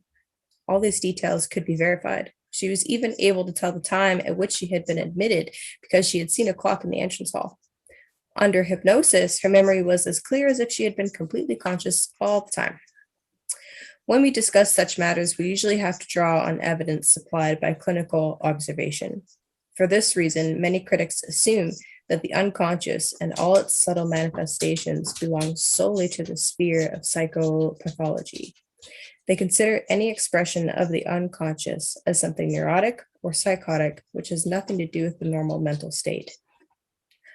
But neurotic phenomena are by no means the products of exclusively of disease. They are in fact no more than pathological expressions or exaggerations rather of normal occurrences. It is only because they are exaggerations that they are more obvious than the normal counterparts. Hysterical symptoms can be observed in all normal persons, but they are so slight that they usually pass unnoticed. Forgetting, for instance, is a normal process in which certain conscious ideas lose their specific energy because one's attention has been deflected. When interest turns elsewhere, it leaves in shadow the things with which one was previously concerned, just as a searchlight lights upon a new area by leaving another in darkness. This is unavoidable, for consciousness can keep only a few images in full clarity at one time, and even this clarity fluctuates. But the forgotten ideas have not ceased to exist. Although they cannot be reproduced at will, they are present in a subliminal state, just beyond the threshold of recall, from which they can rise again spontaneously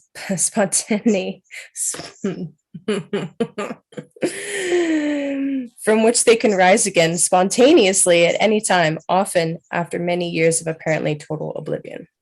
I'm speaking here of things we have consciously seen or heard and subsequently forgotten. But we all see, hear, smell, and taste many things without noticing them at the time, either because our attention is deflected or because the stimulus to our senses is too slight to leave a conscious impression. The unconscious, however, has taken note of them, and such subliminal sense perceptions play a significant part in our everyday lives. Without our realizing it, they influence the way in which we react to both events and people. An example of this that I found particularly revealing was provided by a professor who had been walking in the country with one of his pupils, absorbed in serious conversation. Suddenly he noticed that his thoughts were being interrupted by an unexpected flow of memories from his early childhood. He could not account for this distraction. Nothing in what had been said seemed to have any connection with these memories. On looking back, he saw that he had been walking past a farm when the first of these childhood recollections had surged up in his mind. He suggested to his pupil that they should walk back to the point where the fantasies had begun. Once there, he noticed the smell of geese, and instantly he realized that it was this smell that had touched off the flow of memories. Oh, here's a picture for you guys. Let's see, I'll show it on the above cam. There's a person, and there's a little blurb on the picture about mass hysteria. So I'm going to read that little blurb on mass hysteria. In cases of extreme mass hysteria, which was in the past called possession, the conscious mind and ordinary sense perceptions seem eclipsed. The frenzy of a Balinese sword dance causes the dancers to fall into trances and sometimes to turn their weapons against themselves. Wow. Holy shit, the pictures of dudes stabbing themselves, I just realized that. Oh my God. So I had a synchronicity to what you just... That makes me think of the J to the A to the B. Yeah, exactly. That's exactly why I read it. And then, yeah. Wow. I had a synchronicity, though, to what you read in the picture.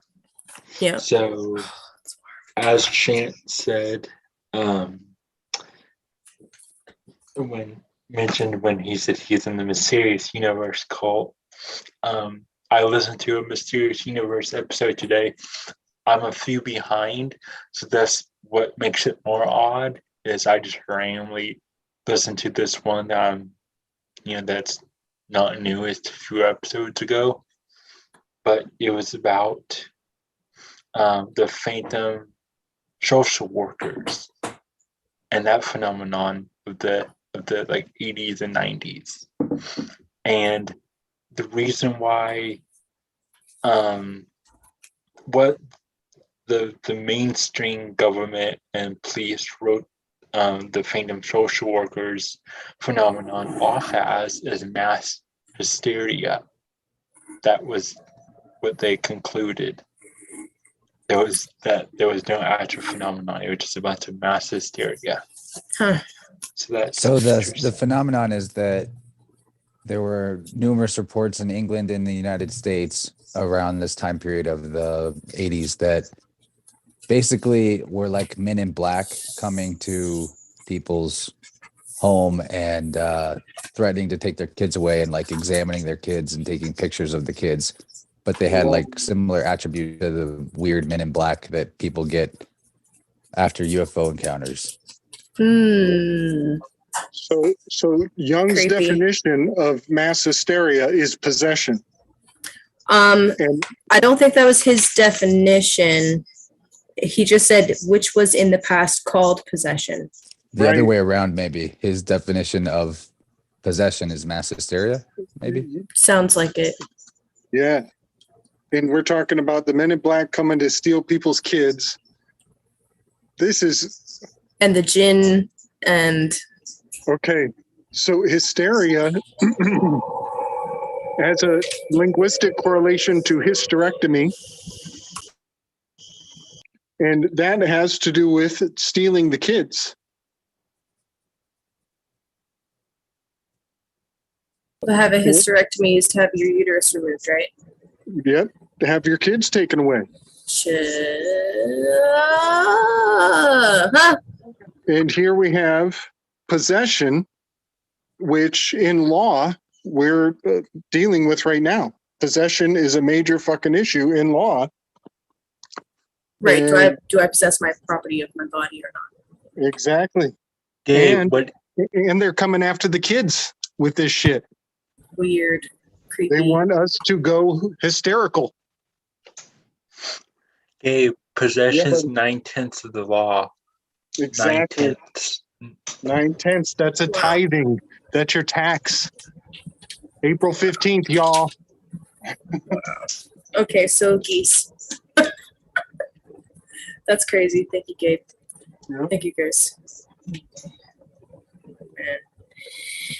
Okay. In his youth, he had lived on a farm where geese were kept, and their characteristic smell had left a lasting, though forgotten, impression.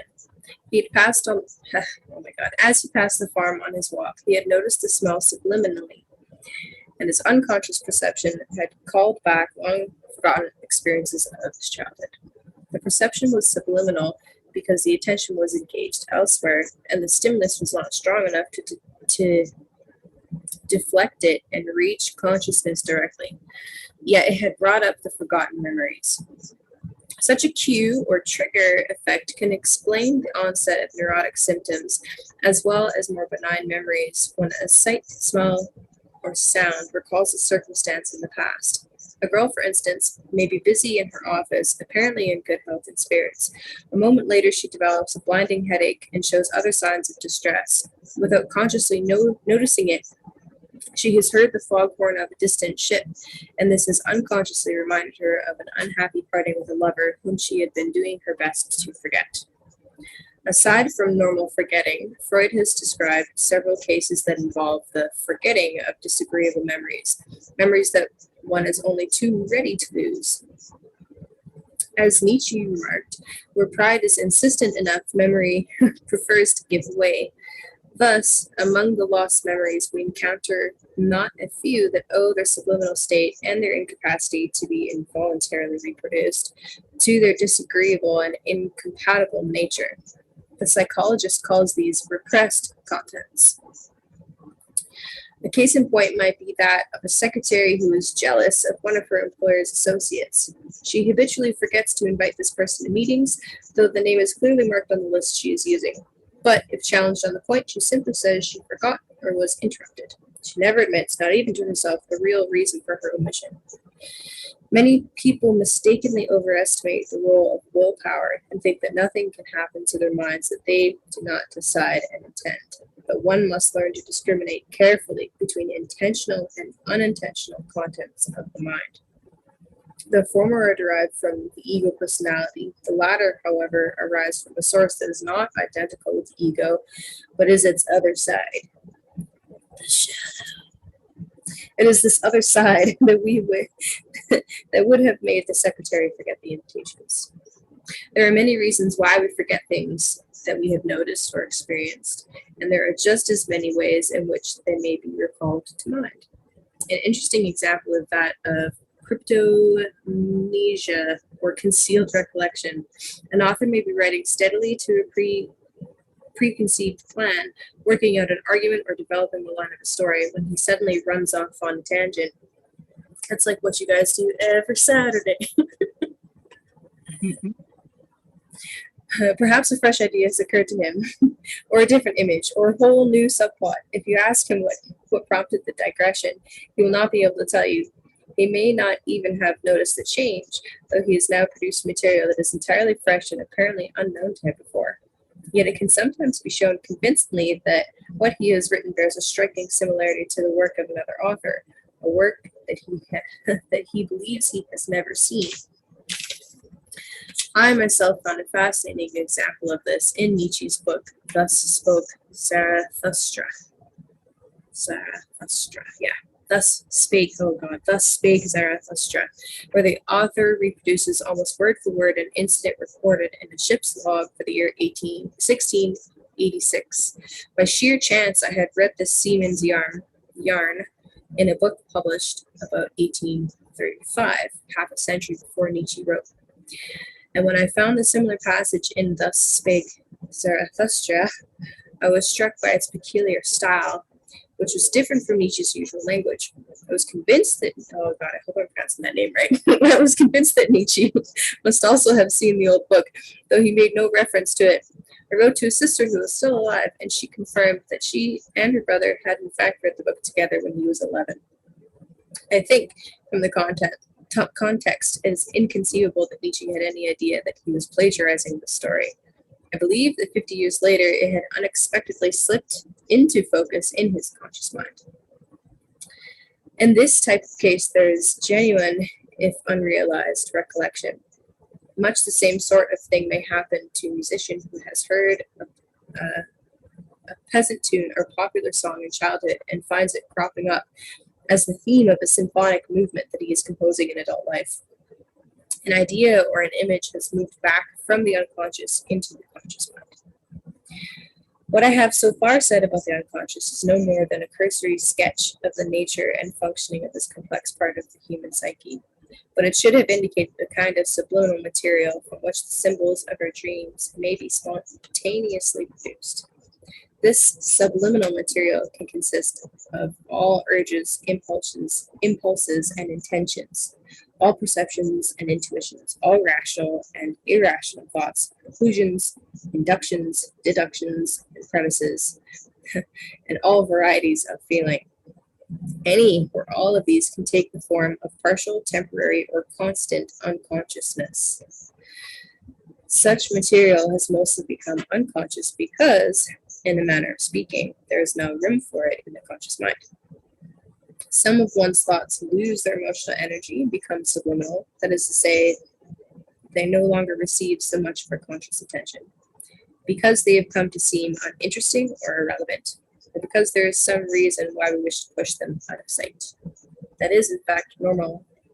Or it is, in fact, normal and necessary for us to forget in this fashion in order to make room in our conscious minds for new impressions and ideas. If this did not happen, everything we experience would remain above the threshold of consciousness, and our minds would become impossibly cluttered. This phenomenon is so widely recognized today that most people who know anything about psychology take it for granted.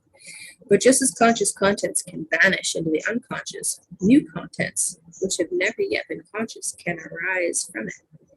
One may have an inkling, for instance, that something is on the point of breaking into consciousness, that something is in the air, or that one smells a rat. The discovery of the unconscious is no mere depository of the past, but is also full of germs of future psychic situations and ideas.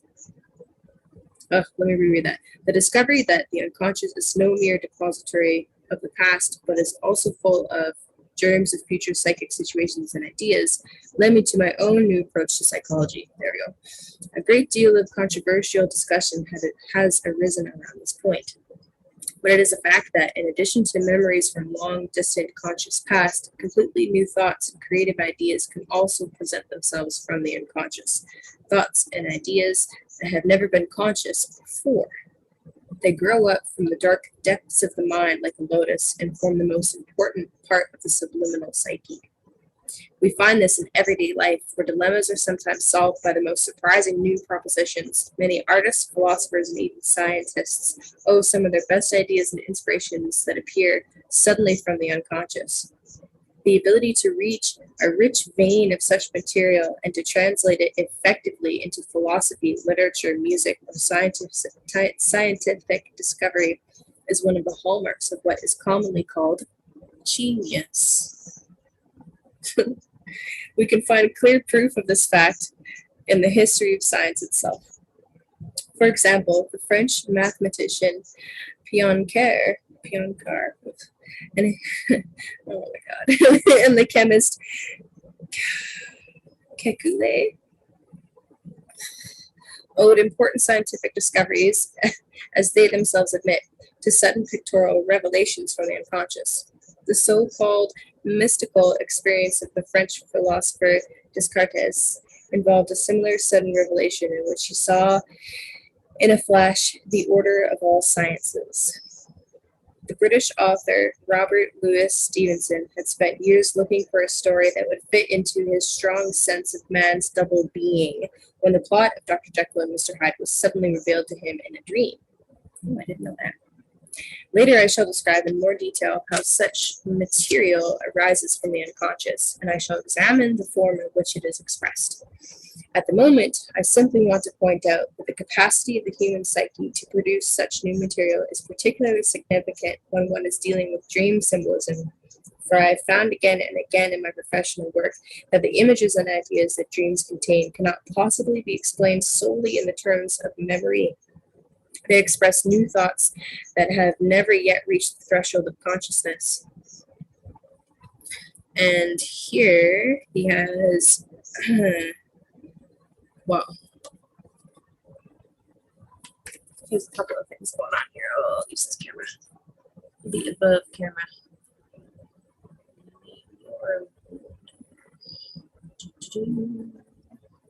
The snake eating its own tail. And then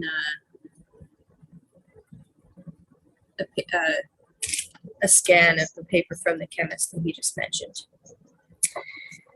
So it says the 19th century German chemist Kekulé, it's spelled Kekule with an accent above it, researching into the molecular structure of benzene, dreamed of a snake with its tail in its mouth.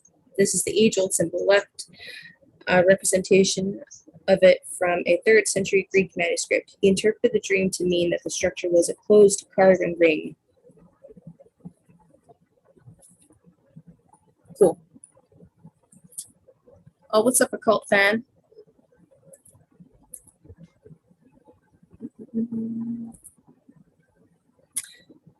Yeah, so that was that section. The next section is titled The Function of Dreams, and we can take a break or keep reading or switch or whatever. I'm done. Keep reading if you guys want to hear more. That was great. Yeah, thanks so Yeah, much. You're doing a thank you. great job reading, and don't worry. Anyone that's ever reading, don't worry. None of us are ever judging you for anything. We appreciate you reading out loud, and it doesn't matter if you've never seen the name or the word before. It doesn't matter. It's great. It's terrific. I judge myself, but thank you, Sean. Well, we all do. It's understandable, but Mhm. I mean, I love that we have such an open, compassionate, non-judgmental group, not just live on the air, but overall. And so it's easy for me to say that with confidence, you know. Yeah. That's actually really beautiful. It is. It is, and we appreciate all reading that happens. So I only You're doing judge a great when job. you It's don't really mute hard. when the music comes on in the beginning. I muted for you, Chance. Okay. Oh, what's up, Elsie King? That's so Can you funny. guys hear me okay? Yep. Okay, I had to switch headphones. I might be done like working on stuff, but if you guys want me to read anything, I can do that. Let's see. I just want to see how long this next section is. How many new Yeah, words I I ran gotta out of gas. say? I'm just listening to reading in bed. Good time. This next section is really long. I'm down for it though. I like the challenge. Oh, hello. Here comes a cult fan. In the shadow, of course. In the chat. Hello. Hey, what's Well- up, man? What do you have to Hey. read for us? Oh, I'm gonna read a little bit out of this book that I just discovered. I think I should start just saying Gloria in Excelsis Deo. That's important. It's a thing for me right now. But yeah, it's called Power versus Force. Hell yeah. Okay, so I guess you guys might be familiar with this. Oh my gosh. Get ready, everybody. This is so far out.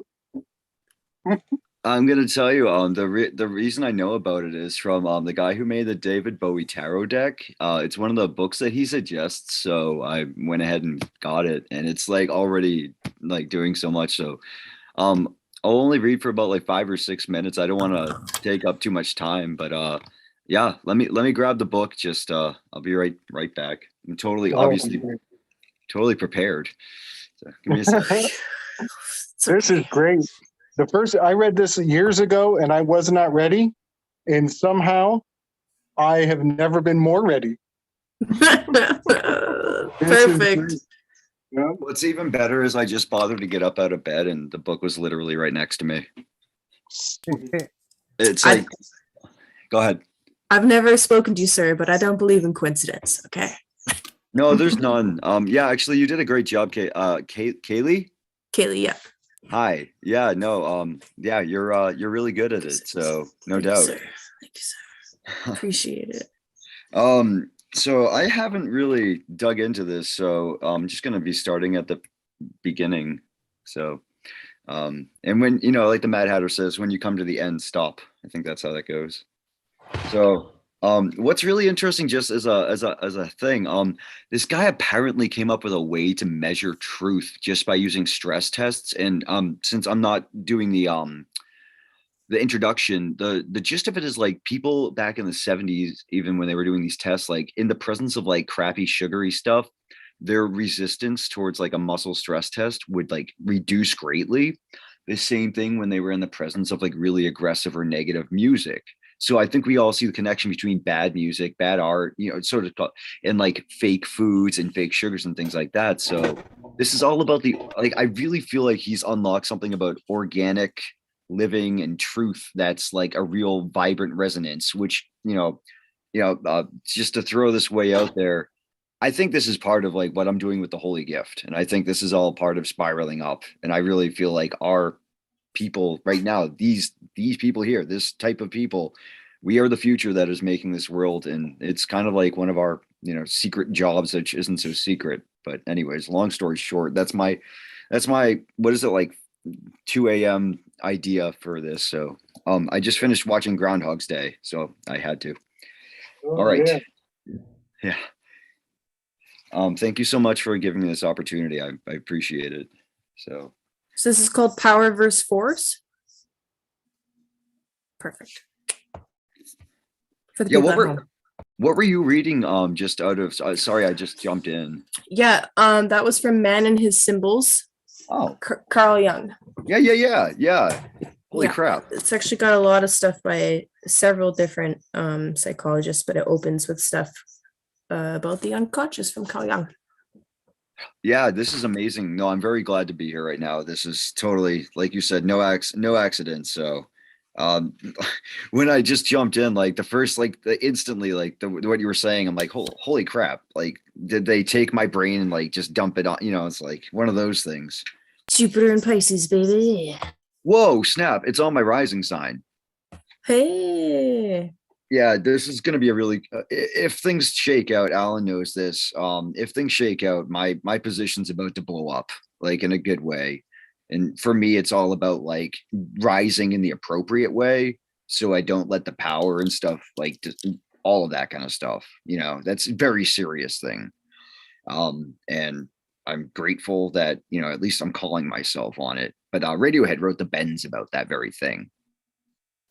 Coming up too quickly. So anyways, Welcome to the flow state. Here we go. Critical advances in knowledge. The evolution of this work, which began in 1965, was fostered, see, my name's already there, by developments in numerous scientific fields, of which 3 were of special importance. Clinical research on the physiology of the nervous system and the holistic functioning of the human organism resulted in the development in the 1970s of the new science of kinesiology.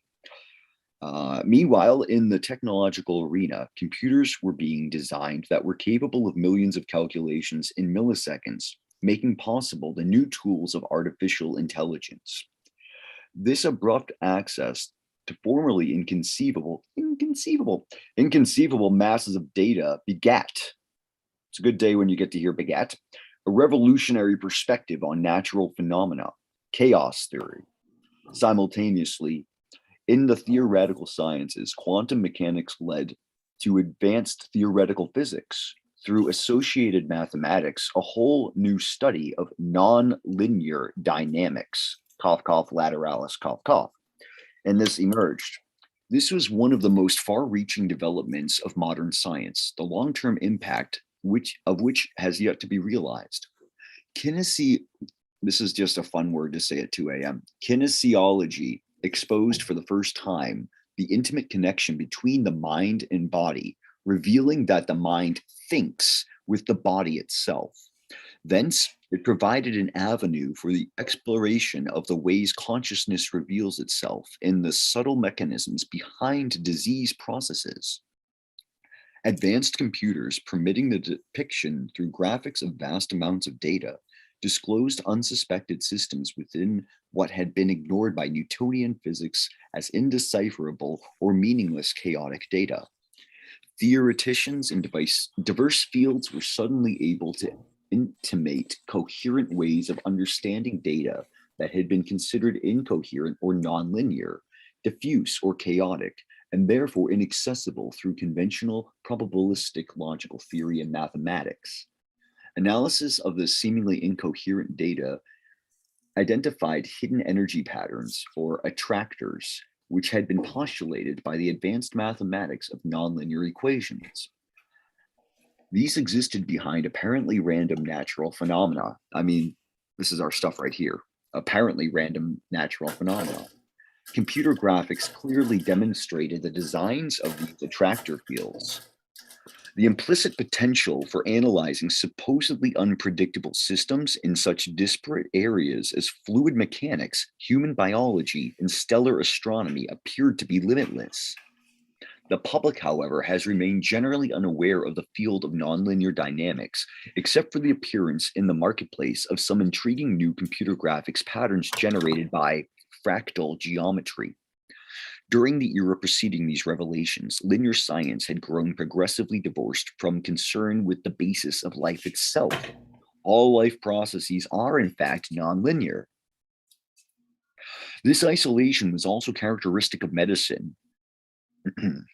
I'm just holding it back, which, when presented with the amazing discoveries of kinesiology, I'm not sure if I'm saying that right, but I know you all know that I'm trying to say the word, so that's communication enough. It's kinesiology is how I've heard it said, but I don't know if that's accurate, but that's how I've always heard it. I needed that right now. Kinesiology, that's correct. I needed to hear it. It's did I mention what time it was here? That's my excuse. No, you're good. But since you asked, I thought I'd just throw it out there. No, I love it. And also it's Mercury Gatorade right now, so why not? All right, let's do this. Electrolytes, it's what plants need. I'm really tempted to just kind of like just do some like guitar solos and go, woo! You know, that's how you get elected president. It's just making lots of woos. All right. So let's see here. Can't talk, Peyton. All right, this is gonna someone get me focused. All right. Focus. Let's see here. All right, fractal geometry. I think I said so one more time. Kinesiology, right? No. Yep. It's. I'm just gonna start calling it the special K. Kinesiology. Kinesiology. Yeah. Merely when you guys hear me skip a word, you'll know what's not there. Merely ignored the information. That's instantly karma. Merely ignored the information because it had no context, no paradigm of reality with which to comprehend it. Medicine had forgotten that it was an art, and that science was merely a tool of that art. That is gorgeous language. Within medicine, psychiatry had always been held at a distance by traditionalists because it dealt with the immeasurables of human life and therefore appeared less scientific. That is, from the Newtonian viewpoint. We'll see how long I last, guys. I might just like fall asleep right in front of you. Academic psychiatry, in fact, has made major scientific breakthroughs in psychopharmacology since at least the 1950s. However, it remains the most nonlinear area of medicine, examining such subjects as intuition, decision-making, and the whole phenomenon of life as process. Although in the academic psychiatric literature, there is little mention of such things as love, meaning, value, or will, the psychiatric discipline at least essays a somewhat larger view of man than other traditional medical fields. Regardless of what branch of inquiry one starts from, philosophy, political theory, theology, etc., all avenues of investigation equally converge at a common meeting point, the quest for an organized understanding of the nature of pure consciousness. But all the major enterprises in human knowledge discussed above, even, oh my God, here we go, kinesiology, that's my goal for the month, is to learn that. And like literally not just the word, I guess, but to learn much more about it. In nonlinear dynamics, halted at this last great barrier to human knowledge, the investigation of the nature of consciousness itself. Some advanced thinkers, it is true, went beyond the parameters of their respective fields and began to ask questions about the relationship between the universe, science, and consciousness and its experience as mind. We will refer to their theories and their impact on the advance of human understanding as we proceed. The thesis of the present work derives from amalgamating these several scientific disciplines into a methodology both elegantly simple and rewarding. We have thereby found that consciousness can indeed be investigated, although no roadmaps for such a study have thus far been available. Research into the subject has produced its own design, and with it, the context needed to comprehend its findings. Inasmuch as everything in the universe is connected with everything else, it is not surprising that one of the primary objectives of this study, a map of the energy fields of consciousness, would correlate with and be corroborated by all other avenues of investigation, uniting the diversity of human experience and its expressions in an all-encompassing paradigm. Such an insight can bypass the artificial dichotomy between subject and object, transcending the limited viewpoint that creates the illusion of duality. The subjective and objective are, in fact, one and the same. So you'll appreciate it if I just said, like, suddenly, I love you all, and then I'll carry on. The subjective and objective are, in fact, one and the same, and can be demonstrated without resorting to nonlinear equations or computer graphics. By identifying subjective and objective as the same, we are able to transcend the constraints of the concept of time, which by its very definition is a major hindrance to the comprehension of the nature of life. By the way, I might start slipping into some weird accents. It happens sometimes. Scottish lately for some reason. Which by its very definition is a major hindrance to the comprehension of the nature of life, especially in its expression as human experience. If in actuality, the so-called subjective and objective are really one and the same, then we can find the answers to all questions by merely looking within man himself. By simply recording observations, we can see a grand picture emerge, one that predicates no limitations to the extent of further investigation. All of us have available at all times a computer far more advanced than the most elaborate artificial intelligence machine, the human mind itself. The basic function of any measuring device is simply to give a signal indicating that the detection by the instrument of a slight change.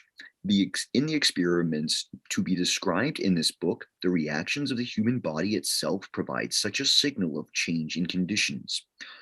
As will be seen, the body can discern to the finest degree the difference between that which is supportive of life and that which is not. We should not be surprised at this. Living things all react to what is life supportive and what is not. This is the fundamental mechanism of survival. Inherent in all life forms is the capacity to detect change and react correctively. Thus, trees become smaller at higher elevations as the oxygen in the atmosphere becomes scarcer. Human protoplasm is far more sensitive than that of a tree. The methodology proceeding from the study of nonlinear dynamics, which we employed in this work of developing a map of the fields of human consciousness, is known as attractor research. It is concerned with the identification of power ranges of energy fields utilizing critical point analysis. Critical point analysis is a technique derived from the fact that in any highly complex system, there is a specific critical point at which the smallest input will result in the greatest change. For instance, the great gears of a windmill can be halted by lightly touching the right escape mechanism. Oh my God, that's so cool. It is possible to paralyze a giant locomotive if you know exactly where to put your finger. And by the way, this reminds me of a quote I just heard. It's even the smallest rock can upset the greatest cart.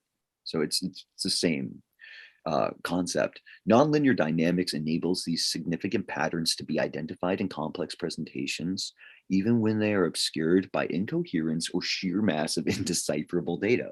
It discovers the relevance in what the world discards as irrelevant, using an entirely different approach and totally different methods of problem resolution from the ones the world is used to.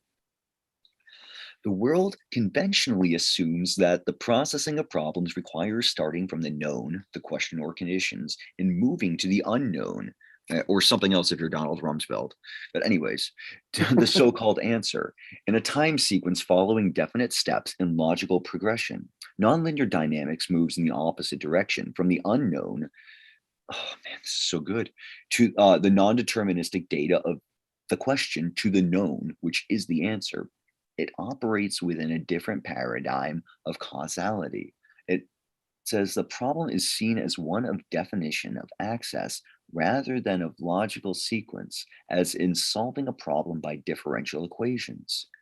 But before we attempt to define the questions of this study further, let us examine some of the material we have introduced in greater detail. I'll go on a little further if that's all right. I've just basically finished the first chapter, I think, and we should be good. It's only a few more pages. Right on. All right. I'm not in one of those beds that's a dunk tank, so if you guys get tired of it, you can't just pull the lever, unfortunately. I apologize. I will fix my bed by next time. Something like that. Attractor is the name given to an identifiable pattern that emerges from a seemingly unmeaningful mass of data. I'll say it one more time. Attractor is the name given to an identifiable pattern that emerges from a seemingly unmeaningful mass of data. I feel like you connect this to the dreams that we were just reading about somehow. There is a hidden coherence in all that appears incoherent. The inner coherence was first demonstrated in nature by Edward Lorenz. Right, the Lorenz principle. They did that on that Futurama episode with the they go into the Tron machine. They mentioned I believe that's what. Anyways, in studying computer graphics derived from weather patterns, over long courses of time. The attractor pattern he identified is now quite famous as Lorenz's butterfly, which just for a moment, if anyone wants to see, I'll hold up on the screen here. That's Lorenz's butterfly. Looks like kind of like a freaked out Mothman or something like that. It's kind of cool. But yeah, so that's that. And I'm gonna put the picture down. Just made sure everyone got a chance. And back in action. Different types of attractors are denoted by different names. For instance, and we know this one, strange attractors. But most important to our research is the discovery that some patterns are very powerful and others are much weaker. There is a critical point that differentiates the two distinct classes. This phenomenon is parallel and corollary to the high and low energy bonds in the mathematics of the chemical bond. Fields of dominance. A field of dominance is exhibited by high energy patterns in their influence over weaker ones. This may be likened to the coexistence of a small magnetic field within the much larger, more powerful field of a giant electromagnet. The phenomenological universe is the expression of the interaction of endless attractor patterns of varying strengths. The unending complexities of life are the reflections of the endless reverberations of the augmentations and diminutions of these fields. Compounded, page 66, by the way, now. Compounded by their harmonics and other interactions. Critical point analysis. The traditional Newtonian concept of causality, see below, I'll show you at the time, had excluded all such non-deterministic data because such information did not fit into its paradigm. With the discoveries of Einstein, Heisenberg, Bell, Bohr, and others. Yeah, there's Bell. That's the one who did the a lot of you guys read The Secret Sun. That's the same Bell. Well, maybe Alexander Graham Bell, but I'm also thinking of the Bells who were related to the Nine. So that was at least worth mentioning. And others, our model of the universe expanded rapidly. Advanced theoretical physics demonstrated that everything in the universe is subtly dependent upon and interactive with everything else. The classic Newtonian four-dimensional universe is often described as a giant clockworks with the three dimensions of space manifesting linear processes in time. If we look at even simpler clockworks, we will notice that some gears move slowly and ponderously, while others move very rapidly. And tiny balances twirl about as escape mechanisms seesaw back and forth. To place pressure on one of the large moving gears would have little effect on the mechanism. However, somewhere there is a delicate balance mechanism at which point the slightest touch stops the entire device. This is identified as the critical point, where the least force exerts the greatest effect. So just that Newtonian thing, I'll just show the quick pictures while we're here. It's just little things like showing A, B, C. It's just a really quick, right? That's showing A, B, C as a Newtonian function. And just so I don't have to do the next pages to show you like all at once, though, you're going to just see those little graphs. That's what he's talking about. So A, B, C, and then it's showing it separating into A, B, Cs. And then also, I got to point out that looks like the trident. Oh, yeah, for sure, dude. Fleur de lis. Man. The fleur de lis and the trident also look like the Cathar dove, which is interesting. Nice. Yep. The we did a thing with Aeon Byte back. This is my editorializing. I'll jump back in. Back in August, we did a so it's I don't know what you got if anyone here has listened to about the Cathars, but they just I'm sorry, little frog. Anyways, knocking stuff over because it's dark in here. But yes, the Cathars. I don't know if you guys listened to when Miguel Connor did his thing back with Amanda Radcliffe, and he just did another one. But we held we participated in the gosh, I want to say it's like the 700 years since the execution of Bellybast, and the prophecy was that the laurel would turn green again, and that the good men and women would return. And it's just something I wanted to, I feel it bears mentioning here for some reason, which. That's cool, though. I dig it. If Gordy was here, he'd have something to say. He's got all kinds of green returning to his Arizona territories. Okay. I feel like that's like, that's too much for me to breach right now. That's a lot there. I have to carry on, but that's good. Green returning is always good because that's again what we're talking about with the life affirming, and that's what we want to see more of. Right. And It's super good. We don't shy away from talking about the past like year, right? I could talk about that freely on this. Just like Yep. it's really good to The see. flow Like state. I think Sweden or Switzerland or somewhere, a lot of places are dropping mandates. Basically, is the easiest way to say that. But I hope that they'll play it, but No Agenda might be playing my song maybe at the end of this one. Who knows? It's unpredictable with the Mercury, but I did a cover of Bruce Springsteen's "I'm on Fire," and it's called "Fauci is a Liar." It's super fun. I'd certainly like to play the song if given the chance to. You are most welcome. I wouldn't mind finishing the book, but if you want to play it, Well, not then I right could. now, but Okay. after the No Agenda has the opportunity to play it, if they don't, or if they do, we still have to play it. I'm sure they will. I'm sure they will eventually. I don't know. I mean, I'm not sure, but I'm sure. Like, that's what I'm trying to say. I'll just say that the first lyrics are "Hey America, has your conscience grown? Did you remember that this is the land, what is it, the land of, that this is freedom's home." So yeah, good night, Chance. Have a good one. Night, everybody. Hey, good night, Chance. Good Peace, night, brother. Chance. Good night, Chance. I'm gonna go to bed too. I might listen as I fall asleep. I'm gonna exit out of the Zoom meeting. So Good night, Chris. good night, guys. Thanks for popping in. Yeah. Much love. Much love. Carry on, wayward son.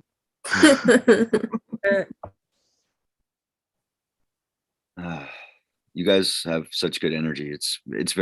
I'm very grateful to yeah. So anyways, watch a 0 Libra get all gushy suddenly. It's gonna happen. It's gonna happen. It's gonna happen. All right. Anyways, so yeah, that was really cool. That the everything now, but the green and the I don't know, I'm still like fixated on the Cathar thing, but like it's like kicking around in my head. It was like 700 years, and suddenly we're like praying for these people that were like, so I feel like maybe there's some ancestral karma or something like that. I guess that's why it wasn't resolved in my brain pan, but I'm just gonna keep moving on now. So we have critical point analysis. We covered that, and we talked about where this is identified as the critical point where the least force exerts the greatest effect, which is totally Tao. Like you just know, like that Tao master is going to walk right up and press the right thing, and then the whole thing's just like, or whatever he was trying to do. But I think that's what I was talking about with the mandates and like writing music and stuff like that. Like I think that's how the thought was closing itself. Like, between the fact that I'm patriot blood and I found out this year that I'm actual like descendant of women hanged at Salem, the rebellion and the patriotism and the witchcraft kind of are tying together, like, and that makes sense who I am. It's like literally like feels so good to kind of know myself even more. So that's why that I needed to thank you for letting me tie the thought around, because wasn't going to be effective otherwise, but now I can be critically effective. So I'm over 9,000. So within the observable world, causality has conventionally been presumed to work in the following manner. And I showed you the ABC thing. This is called deterministic linear sequence, like billiard balls sequentially striking each other. The implicit presumption is that A causes B causes C, but our own research indicates that causality operates in a completely different manner, in which the attractor pattern complex ABC splits its operants and is expressed as the seeming sequence A, then B, then C of perception. And that's the trident one. So interestingly enough, just trident being phi, which is used for the American psychological and perception. So something, right? Morpheus is the bringer of dreams and stuff like that. So from this diagram, we see that the source ABC, which is unobservable, results in the visible sequence A, arrow B, arrow C. which is an observable phenomenon within the measurable three-dimensional world. The typical problems of the world attempts to deal with exist on the observable, on the observable level of A to B to C, but our work is to find the inherent attractor pattern, the ABC, of which the A to B to C seems to arise. So I'll show one more time, just because I think after saying that information, because you're like one thing they say in the what do you call it, the introduction, the mind that reads this page is not the same mind that reads the next page, and it's kind of right, totally Yeah, Heraclitus. It's the river of the mind. Nice. Oh, so just to the point, there's Darshi B. And it says something to the effect, I'll read those little lines just so you guys can see what I was reading. It says attractor pattern operants. So the operants is the fraud. I think they call them a froggiger or something, but yeah, the operants and observable event. So that's with the three different layers there. And one more time, just in case you missed it. I don't want to make you have to keep looking because people be drawn and that's not helpful. But yeah. So in this simple diagram, the operants transcend both the observable and the non-observable. We might picture them as a a rainbow bridging the deterministic and non-deterministic realms. I totally just listened to In Rainbows like today, and that album was released I'll probably bring this up again on 66, but my Freemasonic initiation was literally 10 years to the day that In Rainbows came out. And I can't even tell you like the amount of things that connects to. It's just absolutely absurd. I'm sure you can understand, like Radiohead plus Secret Society equals, oh my God. So anyways, it's my favorite sentence to say all day. In this simple diagram, the operants transcend both the observable and the non-observable. We might picture them as a rainbow bridging the deterministic and non-deterministic realms. The existence of so-called operants can be inferred by asking the question, what encompasses both the possible and the impossible, the known and the unknown? In other words, what is the matrix of all possibilities? The description of how the universe works is in accord with the theories of physicist David Bohm, who has described a holographic universe. And by the way, the Zohar I'm reading the second book of the Zohar right now. Like I got like this official version, like 23 books of it. And they talk about it very similarly in the Zohar as it being a holograph. The description of how the universe works is in accord with the theories of physicist David Bohm, who has described a holographic universe with an invisible implicate or enfolded and a manifest explicate unfolded order. But it is most important to note that this scientific insight corresponds with the view of reality experienced through history by enlightened sages who have evolved beyond consciousness to the state of pure awareness. Bohm postulates a source that is beyond both the explicate and implicate realms, very much like the state of pure awareness described by the sages. The advent of artificial intelligence, supercomputers, has allowed the application of the theories of nonlinear dynamics. And by the way, I'm just editorializing by saying this. I feel like this is what relates to CERN. I feel like this is how they got the Mandela effect to work. I feel like I'm just spitting this out here, being, Pisces rising, just kind of going with it. By the way, the word Mandela contains the word lamen, like a breastplate for a religious ceremony, lamen. So I don't. Just so you know, while Jupiter is in Pisces, we could all learn to be a little bit more fish-hearted like you. So keep going. You're doing fine. Thank you. Did I hear the word fish-hearted? Fish-hearted. Yes, that's Pisces. I'm into it because the other Jupiter ruled one has Spazatarius for a name. The Pisces is fish-hearted. So you keep doing you. Okay. Thank you. All right. I might start reading backwards now, just to kind of really lean into that. Fucking Neptune, man. Dude, my Neptune is lit. And guess where my Neptune is? It's Capricorn. No. Oh, are you older than? No, you're younger than that. How? All right, now we're doing this, and I'll get back into the book. How old? A gentleman never asks, so I'll kind of ask. How old are you? Well, Pluto and Scorpio. I'm Pluto and Scorpio 0 degrees. So I got that one. Neptune and Sag then. That's correct. All right, well, let's just trade charts afterwards. Let's do you take it out of the room, kids. All right, I'll check out the chart later. But Some no, I'm people in have business cards, and some people Pretty have much. astrological. I need birth charts business to trade. dude, that's a magical idea all the way. And with like making your chart into a sigil, now like we could just like spin out on this. So yeah, let me focus. Two fish target focus. Sorry. Stop yelling at me, Mom. All right. I'll behave. That's not true at all. Neuron models of consciousness disclose a fish-charted class of neural networks called constraint satisfaction systems. In these systems, a network of interconnected. Did I skip something? I totally did. Oy. All right, start again. Go back, Jack. Do it again. This description of how the universe. No, too far back. The advent of artificial intelligence. Here we go. All right. The advent of artificial intelligence supercomputer has allowed the application of the theories of nonlinear dynamics to be applied to the study of brain function through the technique of neurophysiologic modeling. I was starting to think about the word kinesiologic or whatever. The function of I'm traumatized by that word now. The function of memory is especially being studied by the means of neural models, among which attractor networks have been identified. Conclusions of current research are that the brain's neural networks act as a system of attractor patterns so that the system does not behave in a random fashion overall. Although each individual neuron may behave in seemingly random fashion,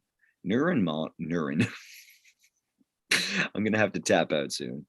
Neuron models of consciousness disclose a class of neural networks called constraint satisfaction systems. In these systems, a network of interconnected neuron units operates within a series of limits and thus sets up attractor patterns. Holy shit. Some of which are now being identified with psychopathology. It's not what you would think it was. This kind of modeling correlates behavior with physiology and oh God, here we go. I got this. Modeling correlates behavior with physiology and parallels the results of our kinesiologic muscle testing. I'm going to listen to one of those YouTube videos tomorrow. Just repeat it over and over. Oh, I think I have it. Kinesiologic. I got it. Muscle testing, demonstrating the connection between mind and body. In terms derived from Chaus theory, the clinical study described in the following pages has identified a phase space encompassing the full range of the evolution of human consciousness. Within this range, numerous attractor patterns of increasing power have been denoted.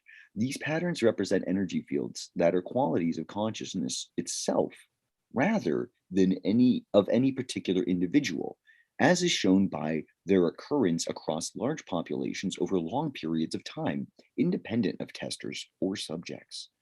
The evolution of consciousness and the development of human society can be depicted in the mathematical terms of nonlinear dynamics.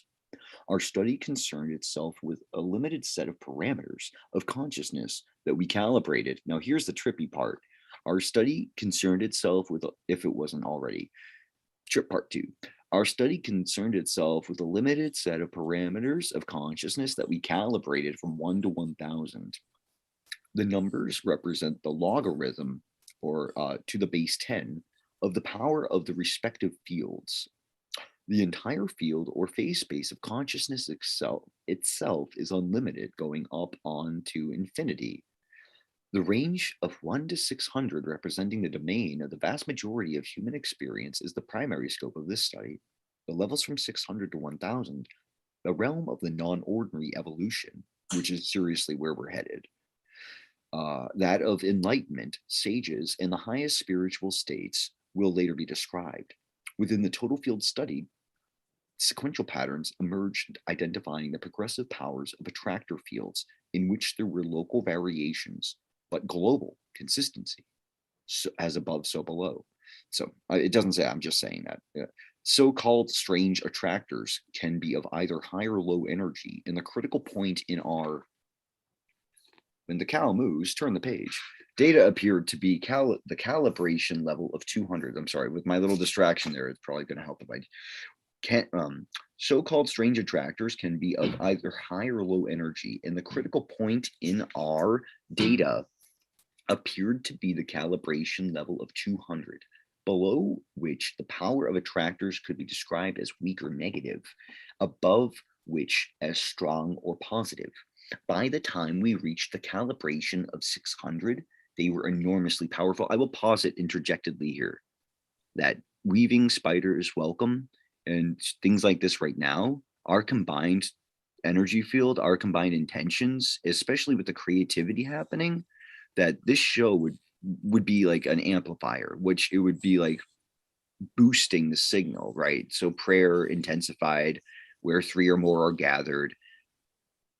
I believe that this kind of thing that, you know, especially the intentions that has been set, especially for WSW, it's something that's going to really see a very high score, and it's that intention that multiplies it. I hope that's making sense, just at least a little bit. Especially because ABC is the first part of abracadabra. Right on. There's a guy who wrote The Key of It All, which is a line from the Holy Book in Thelema, and his name is David Allen Hulse, and that's Hulse Allen David. He's actually born near, well, I don't know if he wants his birthday mentioned, but he's born near someone in this group. He's a Sagittarius. He's born on December 11th, in fact.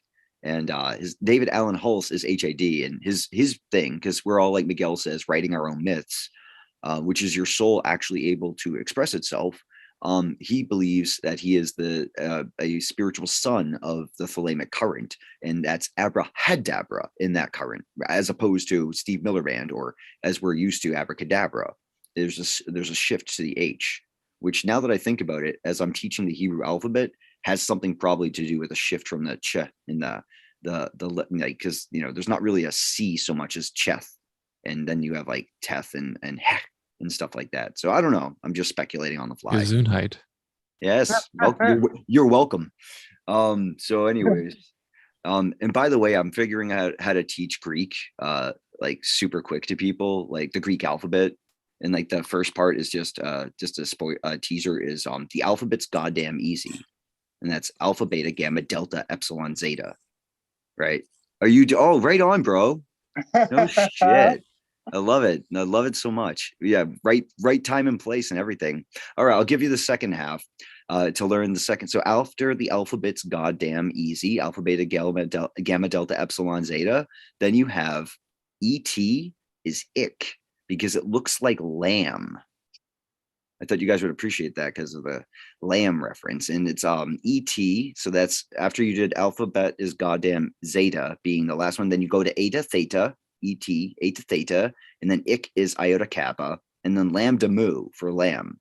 And that's already, you know, half the Greek alphabet, like in like 5 seconds. Alphabet's goddamn easy. ET's ick because it looks like lamb. And we know half the Greek alphabet because of this whole pandemic situation. Right. Yeah. Sorry, carry on. You know, that's the acronyms are smart.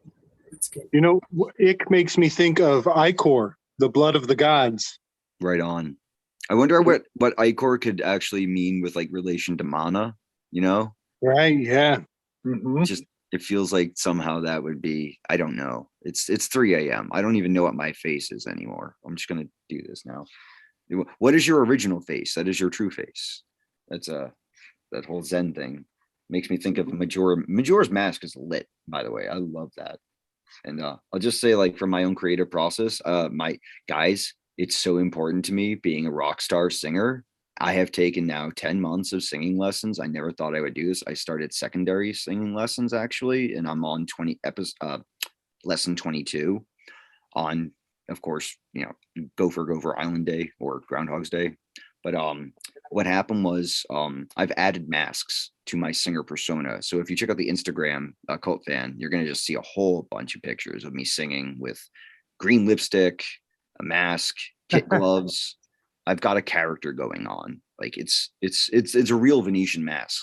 Like I've ordered a few, and I got a leather one with a lion face that's coming.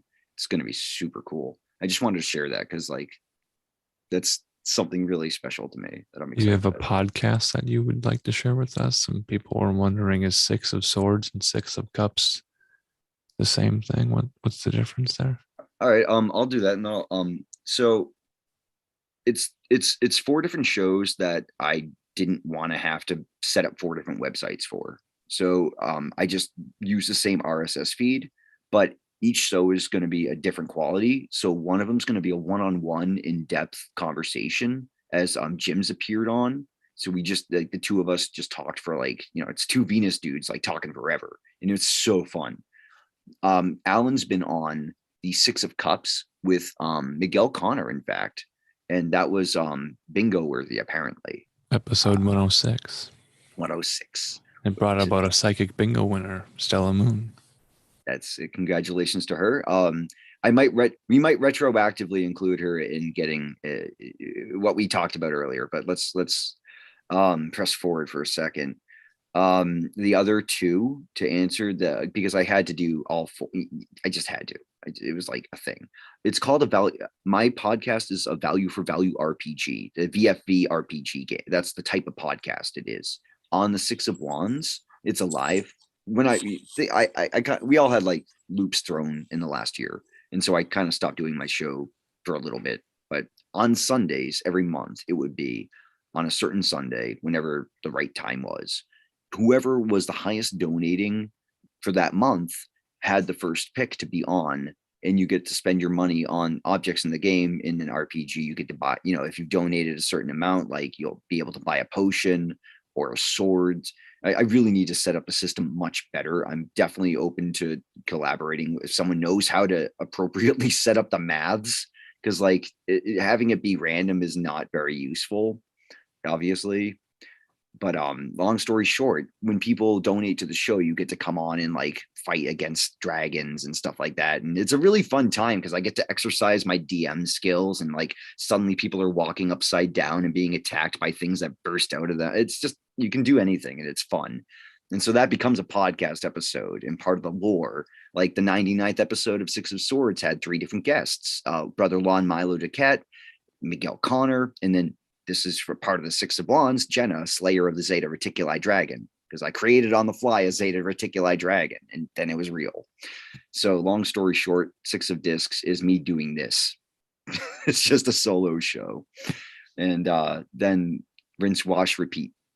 And so I hope that suffices. Did that answer the question? Yeah, so it's 4 different formats under one podcast RSS feed.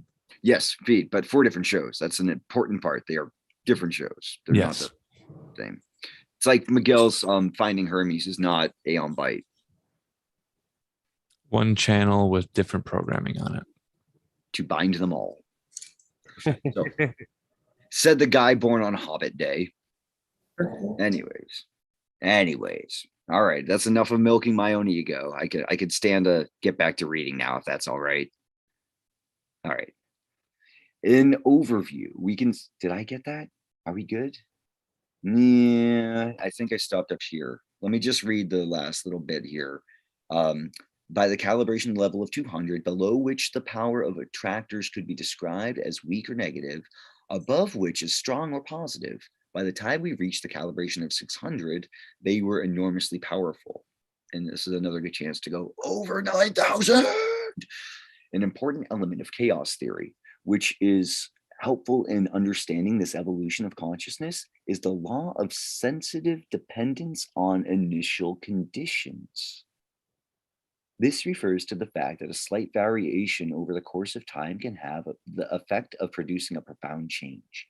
Much as a ship whose bearing is 1 degree off compass will eventually find itself hundreds of miles off course. This phenomenon, which we will refer to in more detail later, is an essential mechanism of all evolution and also underlies the potential of the creative process. And when you hear this, you think of Spiral Out. You think of tools like Keep Going. You really, I mean, I do, but what else do I think about? In overview, we can see, don't think about that. In overview, we can see that from time immemorial, man has tried to make sense of the enormous complexity and frequent unpredictability of fish-tarded human behavior. A multitude of systems has been constructed to try to make that which is incomprehensible comprehensible. To make sense has ordinarily meant to be definable in terms that are linear, logical, and rational. But the process, and therefore the experience of life itself, is organic. That is to say, non-linear by definition. This is the source of man's inescapable intellectual frustration. In this study, however, test responses were independent of our subjects' belief systems or intellectual content. What emerged were patterns of energy fields that were aspects of consciousness itself, irrespective of individual identities. And in case I need to say that again, because that was a bit of a tongue tire, in the study, however, test responses were independent of our subjects' belief systems or intellectual content. What emerged were patterns of energy fields that were aspects of consciousness itself, irrespective of individual identities. In common left brain, right brain parlance, we could say that the test subjects reacted globally to an attractor field, irrespective of the individual variation of their left brain logic, reason, or sequential thought systems. Again, this is very like lateralis versus the holistic, the holy gift. The results of the study indicate that profoundly powerful patterns organize human behavior. We're at the final stretch here. We can intuit then and I mean, if you would like me to come back another time, I could do a chapter every so often if you would like. I think it would be, this feels like really healthy material for everyone. We can intuit then an infinite domain or infinite potential, consciousness itself, within which there is an enormously powerful attractor field organized, and that's a capital F he puts there, field organizing all of human behavior into what is innate. It's also in you guys, but it's innate. Innate, that's that pun. Yeah, thank you. Someone laughed. I don't feel too bad. All right, it's good. It's good. Ho, ho, ho. Ho, ho, ho. I got jokes. Jokes I got. All right, let me focus. Let me focus. It's good to be around other artsy people so I can just let it fly. And it's very comfortable feeling. So let's see here. As long as I can find it. Innate. Enjoy the elevator music when I just saw it and then I talked too much. All right, we can intuit then that an infinite domain of infinite potential, consciousness itself, within which there is an enormously powerful attractor field organizing all of human behavior into what is innate to humanness. Within the giant attractor field are lesser fields of progressively less energy and power. These fields in turn dominate behavior so that definable patterns are consistent across cultures and time throughout human history. The interactions of these variations within attractor fields make up the study of civilization and mankind. A side study not herein reported indicated that the animal and vegetable kingdoms are also controlled by attractor fields or of hierarchic power. And then I know everyone here likes this guy. Our study correlates well with Rupert Sheldrake's morphogenetic fields hypothesis, as well as with Carl Pribram's, or is it Pribram? Does anyone know? Grums? Yeah, it's I don't know if it's but I'll spell it out just for the edification. It's Pribram. Oh, Pribrams. Yeah, yeah. See, it could go either way, but let's keep going. That guy's holographic model of brain-mind function. Note that in a holographic universe, the achievements of every individual contribute to the advancement and well-being of the whole. Like that kind of sentence, man, I could weep. Like that's what it's about. Anyways, keeping my Pisces together, keeping it. I'm keeping calm. Keep calm. fuck it, here we go again. Our study also correlates with the conclusions reached by, those are two lyrics. I probably should explain that. Our study also correlates with the conclusions reached by Nobelist Sir John Eccles that the brain acts as a receiving set for energy patterns residing within the mind itself, which exist as consciousness expressed in the form of thought. It is the vanity of the ego. It is the vanity of the ego that claims thoughts are mine. Genius. See, this is why this is happening. Genius, on the other hand, commonly attributes the source of creative leaps of awareness to that basis of all consciousness, which has traditionally been called divinity. So when I heard her talking about genius, I had to like get that book out. That's literally the reason that I did all this, was like I heard that and I'm like, well, here for the reason. Let's do the thing. And I did the thing. For the record, while that was being read, I cracked into my Aleister Crowley Thoth deck and shuffled it for the very first time. Sweet. Yay. What'd you get? They fell all over the floor. The first thing that came up was the Knight of Wands. That's where my midheaven is. That's really close to my Neptune, in fact. That's the second decan of Spazatarius, the Nine of Wands. Nice. Yeah, the whole deck jumped right out, and I was like, well, I guess we're shuffling. Yeah, definitely. I'd like to share that I take my Thoth deck, and that's Lady Frida Harris, to give her credit. I've taken my Thoth deck to like every single Mogwai concert that's been around this area. So I hold my Thoth deck up to Mogwai and fill it full of their sound when I'm there. If you guys don't know them, do you know that band? No, but I got something you're gonna love on the Frida Harris. Okay. She has roots in all the same places that Kamala Harris has roots. I'm waiting for the.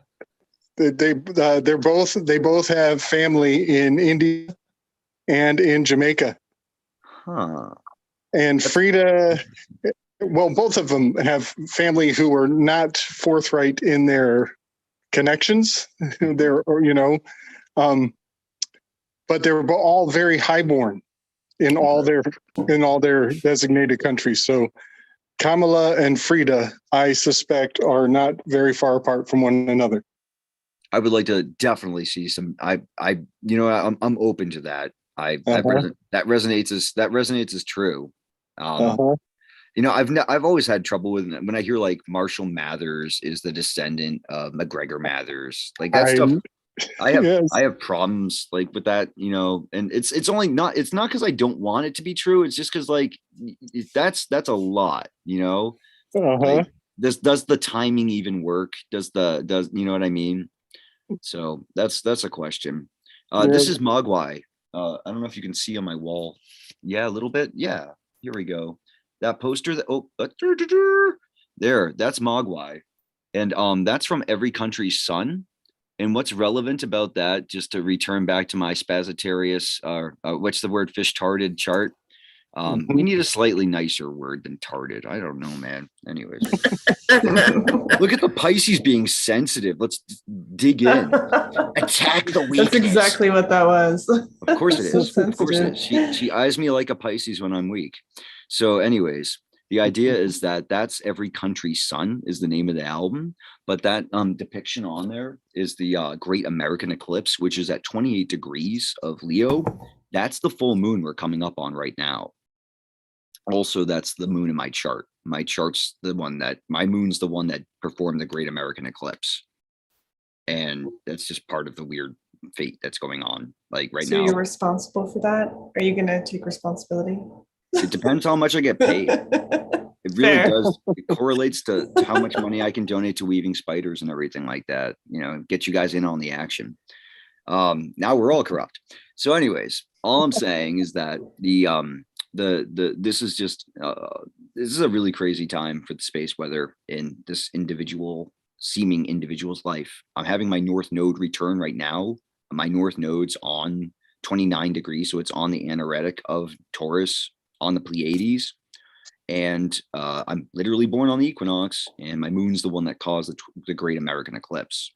And as far as the country goes, our moon in the country's chart, that's the United States of America per the Declaration of Independence, it's 27 degrees Aquarius. So it's completely opposite my moon. And we're having our Pluto return right now in the nation's chart. So that's why we're about to see a revolution. And that's why I'm doing the art that I'm doing, because I'm trying to fulminate revolution, fulminate. So I'm literally trying to cause a revolution, like actual. So yeah. You know, so the 22nd of this month is George Washington's birthday. And the word George has correspondence with Pluto in a major way. How so? To gorge is to dig or to plow or to till. And Pluto is the governor, the tiller, or the plotter. Wow. So 22, Chance brought this up, and I'm going to bring it up again. 22 gene key is grace under pressure. And in this book, it is probably one of the most extensive keys to read through. Most of them are like, 3-4 pages. This one is huge. It's major because the shadow is dishonor, graciousness is the gift, and grace is actually the highest state. And it goes into honor and dishonor being about empathy, being about how we treat each other and what love really is. And grace is healing. It is also absolute.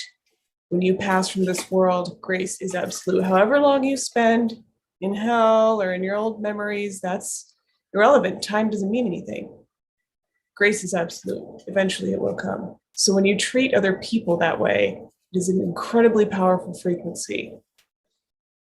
And people on the other side don't want you to remember that, because that's what forgiveness is. It's not that you're forgetting. It's not that you don't have boundaries. It's treating people with absolute honor. And they respond to that. People do respond to that. So we're coming up on that. And if we're going to look at American history, if we're going to look back at all this stuff, we're going to look into the dark spaces and into all the garbage. We're going to pick through and find what needs to be healed and find what needs to be trashed. Then treat it with grace, treat it with honor, get rid of it as lovingly as you can, and make sure next year that same crap and that same garbage doesn't come back. You let it go. It's decomposing. It's going to grow into something beautiful. Let's look at it. Let's examine it. But ultimately, it's about transmuting it and moving forward in grace. So if we're going to come up on a 2-2-2-2, a bunch of twos, that's a big reflection. You know, how we're going to look at things to study them also is a reflection of us and our opinions and how we treat people. And that's important too. Nice. What book is that? This is The Gene Keys by Richard Rudd. I need to, yeah. I mean, literally, I'm like having a thing here because, like, yeah, that's. I could read part of it. It's I would love it if you would. I probably can't read the whole thing because it is huge. I'll just say that I'm literally born on like a day that when you do the math, like it's like just the month and the day, like 9, you cast it out. So I'm literally born on like 22 day. Yeah. So just to give you guys a quick idea, like some of the subtext in here, it's got like an introduction. It goes through the shadow, but then it goes through like major deep stuff of the shadow, like Akashic Ocean, the 3 pure ones, Cosmic Mother, Corpus Christi, 7 sacred bodies, the Bardo states, karma, and then it gets to how this even shows up in people before you even get to the gift. Like it goes through all of that stuff. Does it really call it the gift? Oh, the gift is more of what comes out of the shadow. We were talking about this a little earlier. The shadow in this context always comes with a gift. So, all right. It's just like, I mean, Nathan Lee with the Lee is, I'm like really trying to dial it back from about me right now. I'm like, okay, that's enough about me. Here, I'll just read like the first the first small section. I won't get into too much of the deep stuff. Well, sure. I'll just finish the thought just quickly. Just like Yeah. Leah's holy and Nathan is the gift. That's why. That's perfect. I had to finish that sentence because, like, I'm not trying to make it about. I'm just saying. No, like, graciousness is a gift. It's you're one-to-one. You're all perfect. It's perfect. Rachel, who is the author of the Gene Keys? Richard Rudd. With 2 D's, RUDD. Sir.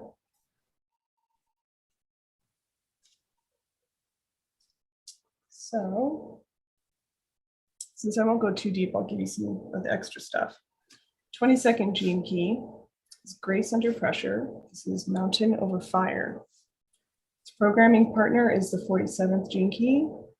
Physiology is the solar plexus, the cranial ganglia. Its amino acid is proline, and they do connect to each other in codon rings. So 22, 36, 37, and 63 are all together. Introduction to the 22nd gene key, the sweetness of suffering. The 64 gene keys represent the seeds of a brand new synthesis coming into the world. It is important to clarify here that it is not knowledge of the gene keys themselves that is new, but their revelation together as a complete matrix of the human evolutionary program. Each gene key is a portal to the encyclopedia of timeless knowledge and wisdom. Deep contemplation and meditation on the gene keys will open up a new world to you. There is no question that cannot be answered by them, since all the answers are inside you. Furthermore, as you enter into the higher frequencies of the gene keys, the questions themselves begin to drop away, and the higher states reveal themselves from within your very own DNA. At this stage in your evolution, the knowledge itself ceases to hold any real interest, and you see it as nothing more than a bridge that you can now discard. This is reflected in the Buddha's own timeless words. My teaching is a raft whereon men may reach the far shore. The sad fact is that so many mistake the raft for the shore. The 22nd gene key is special within the overall matrix of the 64 gene keys, containing a highly specific teaching and a powerful transmission. The transmission of this consciousness alone can alter the way in which your DNA operates. In many ways, the 22nd gene key is a sister transmission to the 55th gene key, and between the two of them, a great mystery lies hidden. Just as the 55th gene key describes the process of awakening as a genetic evolutionary process rising up within your body, the 22nd gene key describes the process of awakening as the direct intervention of divinity coming down into your body. Thus it is that through these two gene keys that the forces of evolution and involution finally come together. As you enter the field of the 22nd gene key, you are involving yourself in a magical process of invocation in which you directly invite a higher presence into your life. In this sense, the 22nd gene key needs to be approached in a prayerful and reverent manner and in the spirit of nakedness. There is a great deal of information synthesized here. Let it descend into your DNA, and rather than attempting to grasp it with your mind, simply appreciate what an awesome transmission it holds. The subject of the 22nd gene key is the true meaning of suffering. As you begin to contemplate the suffering in your own life, you will perhaps come to see what an incredible blessing it holds. This simple and sweet realization can and will transform your life. Welcome to the embrace of the Great Mother. I can keep going into some of the shadow if you guys want to go there. Just a few sections. You can tell me when to stop. I'm very interested if everyone else is.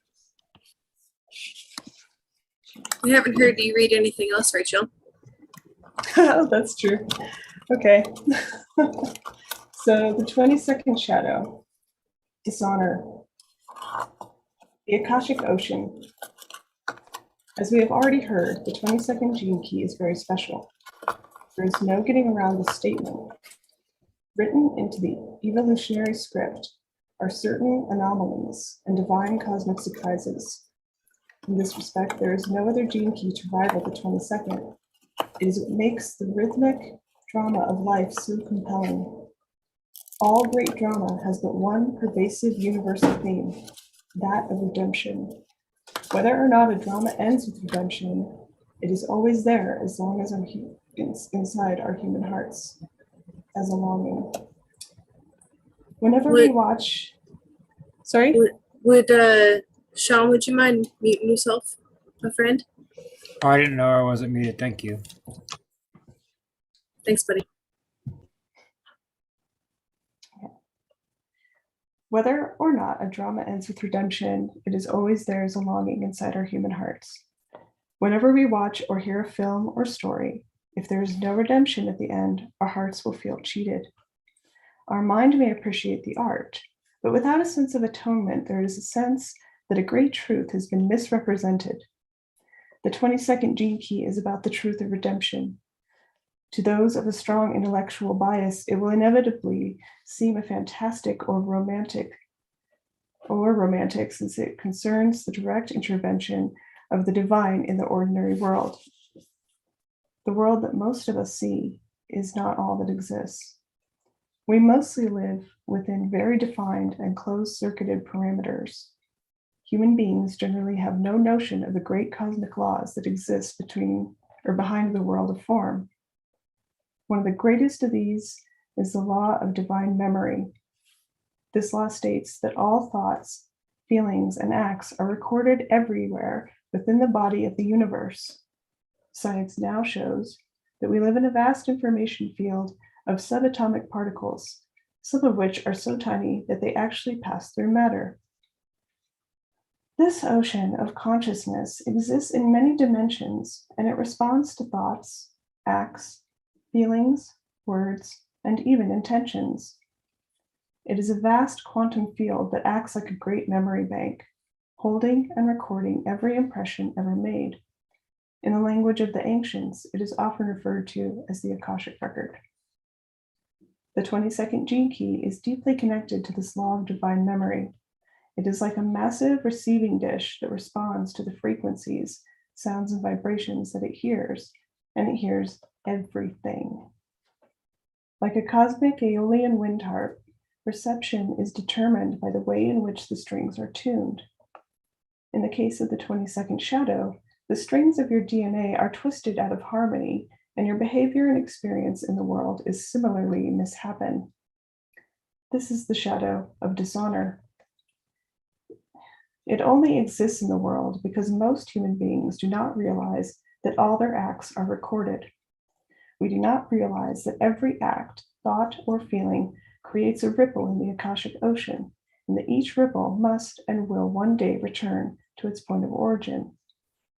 The 22nd shadow is one of the most powerful emotional shadow gene keys in the human genome. It is highly passionate and sexual with a huge emotional range encompassing extreme highs of sweetness and extreme lows of violence. Because of its situation in the genome, it is directly or indirectly responsible for most of the relationship problems on our planet. However, before we journey any further into this profound gene key, it should be borne in mind that negative emotions in and of themselves are a natural part of the world in its current state. If they can be usefully transformed or sublimated into art, creativity, or science, their power is awesome. It is a matter of how much responsibility you can take for your own feelings. However, most people in the world today are utterly ruled by their emotions, and whenever you project negative emotional power at another being, you dishonor both yourself and the other person. Many so-called spiritual teachings suggest that you should subdue your negative emotional states in favor of sweeter, more virtuous frequencies. In fact, this is the basis of most of the great religions. But to subdue any state or feeling is to dishonor and distrust that feeling, which prevents acceptance. From the point of view of the 22nd gene key, every feeling, mood, or thought you have is put there directly by God for you to trust in it. Trusting this process is obviously not the same as acting it out. Trust is a powerful internal process that requires great courage. One of the tricks of the 22nd shadow is to con you into trying to change or fix your moods rather than allowing them to simply pass through your system naturally. The fact is that you cannot reach higher states of consciousness without first passing through your own suffering. This is the true purpose of the Akashic field and the 22nd gene key. They invite you to receive your own slice of suffering. If you do not take responsibility for your own thoughts, words, and deeds, the Akashic field simply sends the same forces back towards you again and again.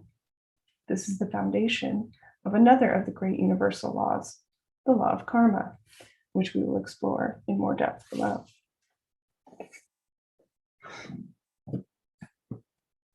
The three pure ones.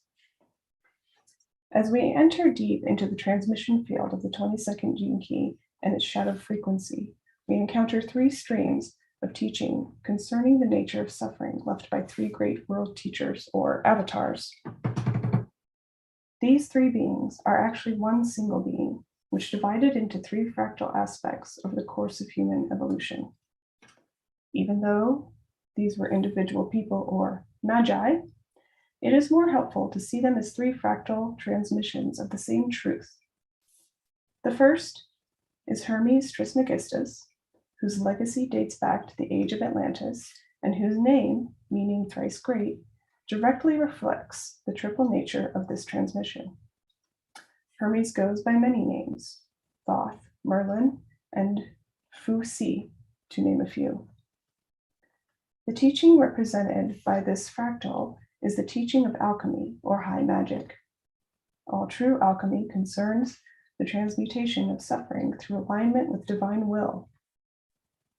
The second great teacher is Christ, whose fractal represents the transmutation of suffering through love and sacrifice. Finally, the third great teacher is Buddha, whose fractal represents the transmutation of suffering through wisdom and compassion. Because all the 64 gene keys are influenced either directly or indirectly by the 22nd gene key, these three great fractals and their teachings form the essence of the gene keys revelation. The synthesis is made up of this great divine trinity of divine will, love, and wisdom. The Cosmic Mother. Beyond, behind, and between the great masculine trinity is a fourth transcendent field of consciousness that is born from their interaction.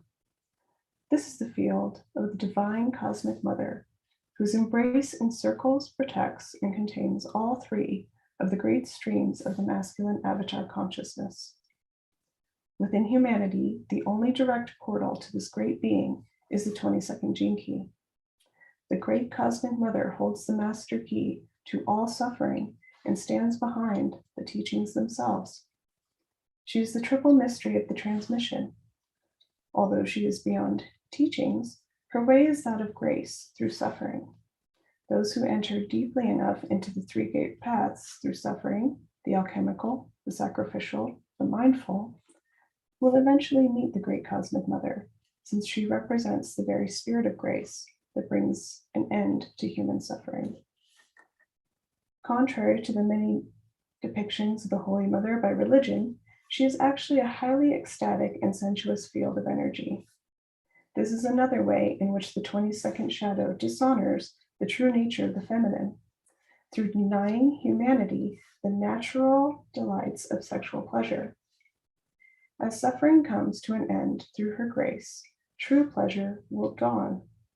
The Mother is a field whose Shakti, or sexually liberated energy, actually devours your separate self, and as she does so, you experience the highest of divine ecstasies pouring through your body and aura. This is no staid, grandmothered figure, but a fully laden cosmic breast whose celestial milk will nourish the highest aspects of your being. As we explore the 22nd CD of grace in more depth, we shall see how all-pervading is the field throughout creation. Once you come to realize that Hermes, Christ, and Buddha are in fact three aspects of the same Trinity, you will find that these three streams of teaching bring much clarity when fused together. Through Hermes and the Magi, the teachings of alchemy and transmutation came into the world. Buddha brought the teachings of karma and rebirth, and the Christ brought the teachings of forgiveness and atonement.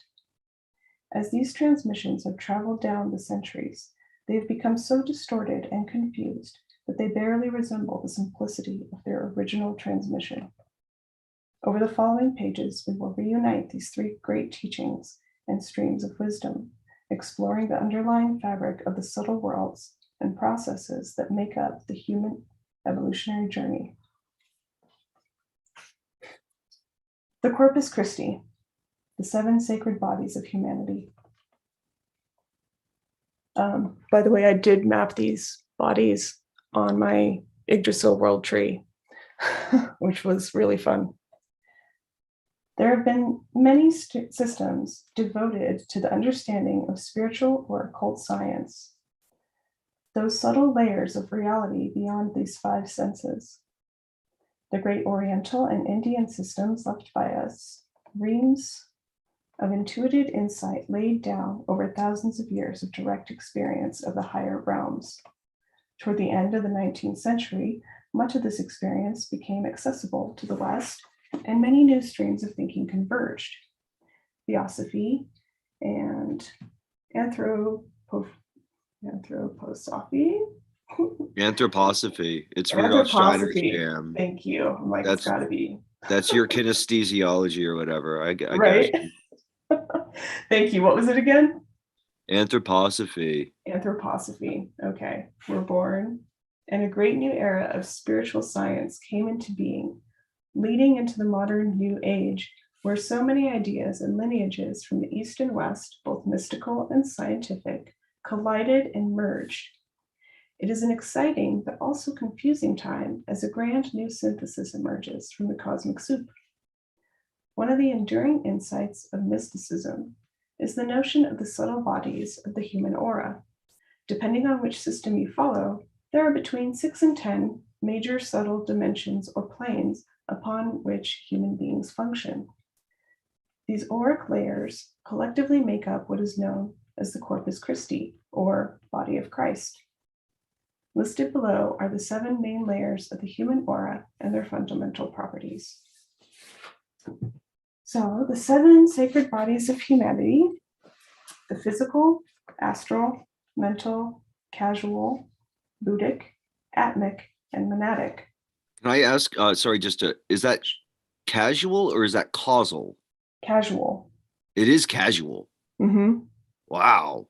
Thanks. Sorry, No. that sounds like something I would at 3 a.m. say, like, I just want to make sure, because like I've heard of causal, but I didn't know casual. Thank you. Yeah, we'll define it. So the physical body forms the bedrock of incarnation.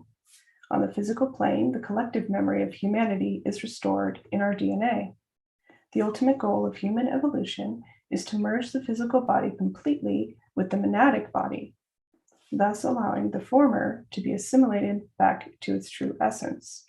That's kind of like the snake biting the tail, is to get to that point, to end. This corresponds to the 9th initiation, known as the glorification, which is discussed at the end of this gene key. The physical body has a subtle twin counterpart known as the etheric body, around which the science of true health is built. Over time, the physical body more closely reflects the state of your astral body and its emotions. The astral body is the layer of the human aura that collects, stores, and transmits all human emotion and desire, from the meanest to the loftiest. In the astral body, pleasure and pain are reflected as vibrational frequencies, which effectively divide the astral plane into hell realms and heaven realms. The astral body is most active during sleep, when it processes your daily urges through your dream life. As the next layer to the physical and etheric body, the astral body also has a huge effect on your health. After death, the astral body is directly confronted with the true nature of every single emotional impulse you had whilst alive in the physical body. The mental body. The mental body exists at a higher frequency than your emotions and is constructed from your thinking life. The mental body is greatly influenced by the collective mental body of all humanity. This tends to pull our thinking down into the unfulfilled desires of the astral body. As your thinking turns to higher impulses, the mental body gradually disentangles itself from the astral body and takes on greater power. The mental body can also be used by lower consciousness to repress the natural impulse of the astral body, which can also lead to health problems at all levels. The casual body, sometimes dubbed the soul. The casual body directly corresponds to the physical body, but at a higher level. It stores the collective goodwill of the human soul as a memory signature written in light. This finely tuned vehicle forms the storage hub for all the higher frequencies, thoughts, words, and deeds that we have initiated during our many journeys in incarnation. After death, the lower three bodies disintegrate, and only that which is refined and pure is drawn up and retained in the casual body. The casual body responds to higher visions and archetypes that lie beyond language, but that can still be conveyed through direct transmission to the three lower planes. As your casual body develops more lucidly, the higher bodies can use it as a means of directing higher and higher frequencies to the lower three bodies. In this respect, the casual body is a bridge between the lower and higher planes. The Buddhic body. The Buddhic body is the higher octave of the astral body. As such, it reveals the pure truth, capital T, that humanity and all the earth planes are in fact one single organism. Once your awareness is fully anchored in the Buddhic body, the casual body dissolves and reincarnation in the normal sense is no longer necessary. It is through the Buddhic body that human beings have access to the field of universal love and the high ecstasies associated with enlightenment. It represents the third feminine realm of the Holy Trinity, that of divine activity. The Atmic body. As a higher octave to the mental body, the Atmic body will allow human beings access to the higher evolutions outside the process of physical incarnation. Whilst the Buddhic body retains its connection to humanity through its compassion, the Atmic body brings awareness into the cosmic field of Christ consciousness, directly merging your awareness with the divine mind and heart, the second aspect of the Holy Trinity.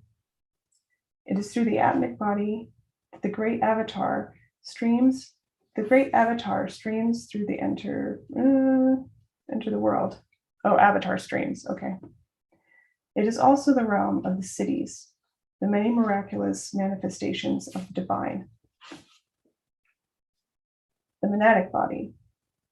Hardly a body in our normal sense of the word, the monad is the unbridled primal essence of divine consciousness itself.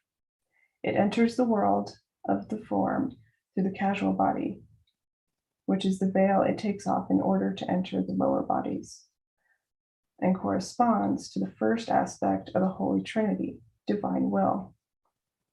The monadic body is present within every single atom on all planes, right down to the physical plane. However, until awareness has risen to the Atmic body, the monadic cannot be fully expressed. When it does express, it condenses the Atmic body and all the others along with it, revealing true divine essence as consciousness beyond understanding. Could I At say this- something just to interject very super quickly? Sure. Sorry, just this I want to say this before I lose this. We're talking about 22, and yesterday was the 22nd, like the 2/2 day, which is the 33rd day of the year. And I just thought that it felt like relevant to mention that for some reason right now. I don't have any better reason for that. In fact, I thought I had a better reason for that, but I was just thinking it's like really interesting that we're talking about 2/2. And I'm sure I missed the reason before if there was one, but if there's not, this is just really, really special and magical.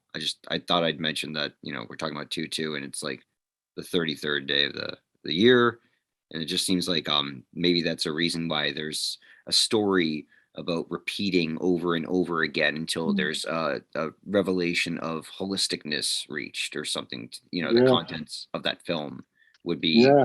Yeah, that's what I was trying to say. Is there's a reason that film. Yeah. And now today there's 333 days left. Dude. We are talking about trinities. So that makes sense, those building blocks. So just to round that section out, at this stage, each of the lower three bodies, physical, astral, and mental, are absorbed into their high frequency counterparts, the casual, Buddhic, and Atmic, thus revealing the true mystical nature of the Trinity as 3 in 1.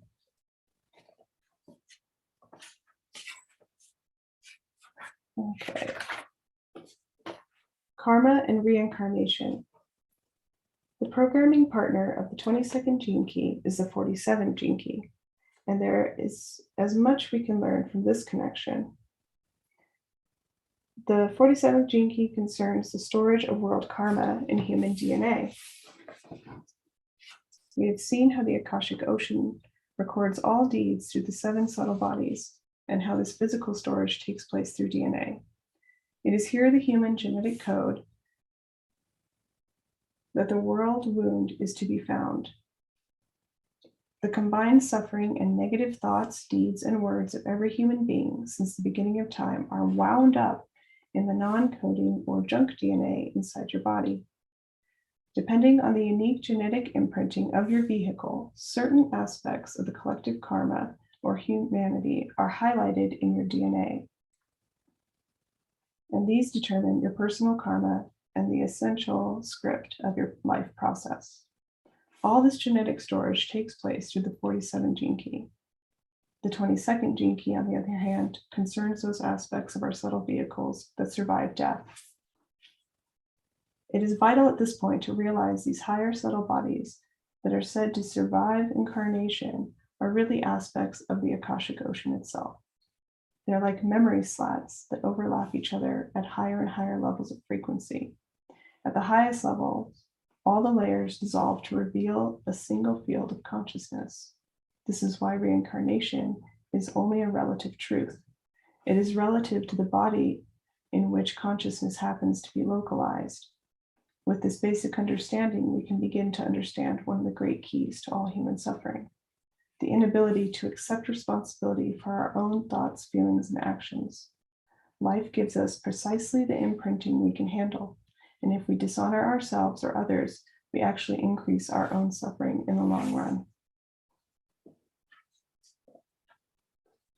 The Bardo states, many teachings exist from ancient cultures regarding the states of awareness that occur during and after the process of death. These states are often referred to as Bardo states.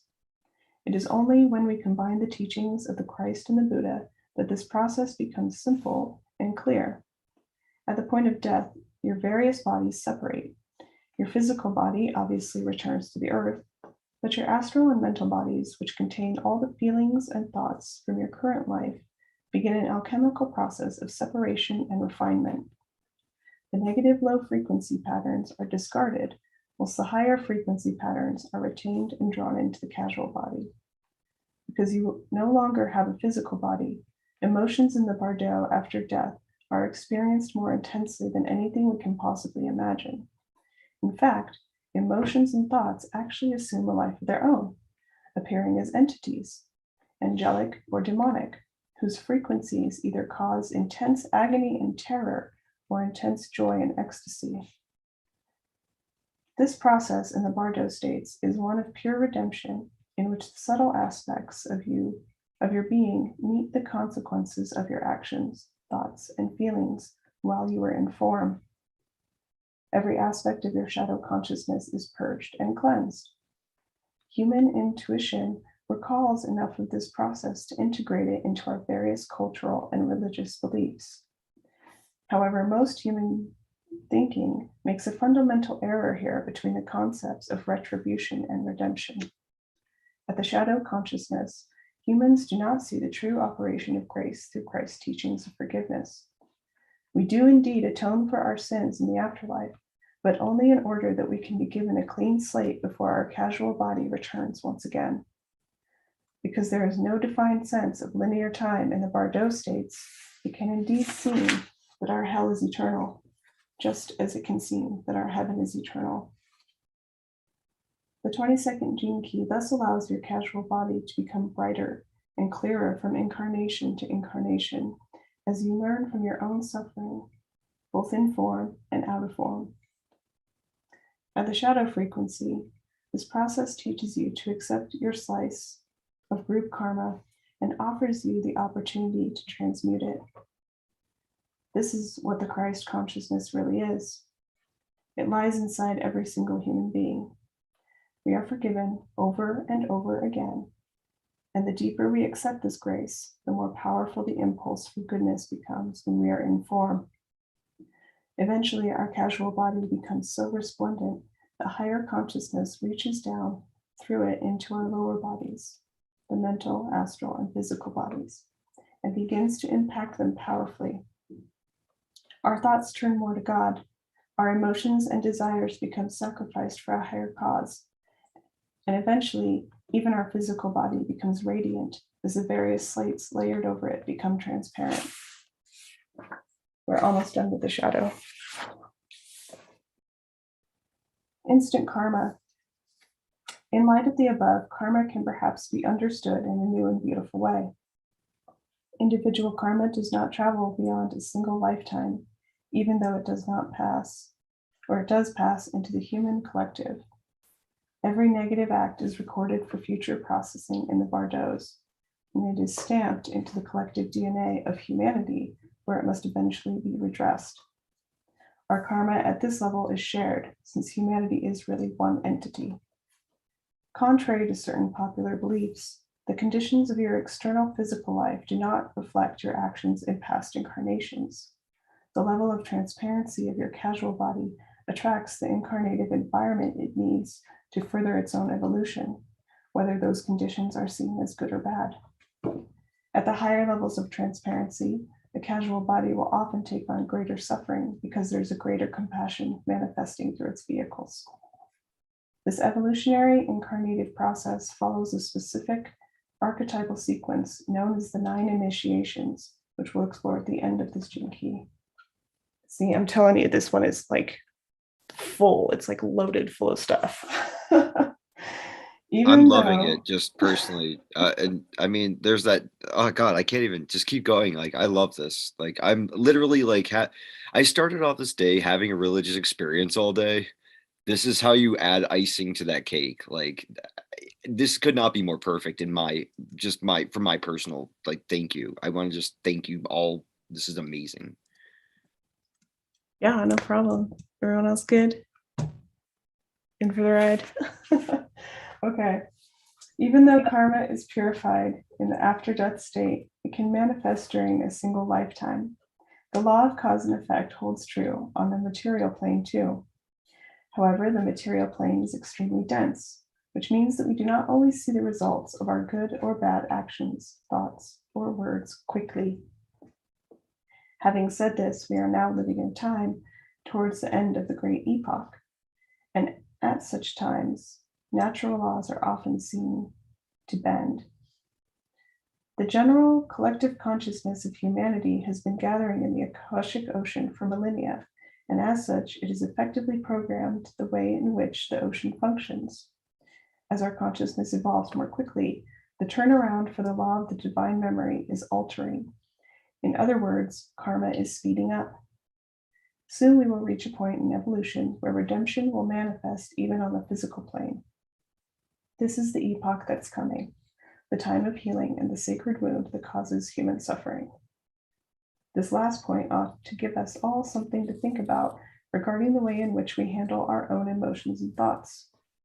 Soon, none of us will be able to hide the truth of our acts or feelings.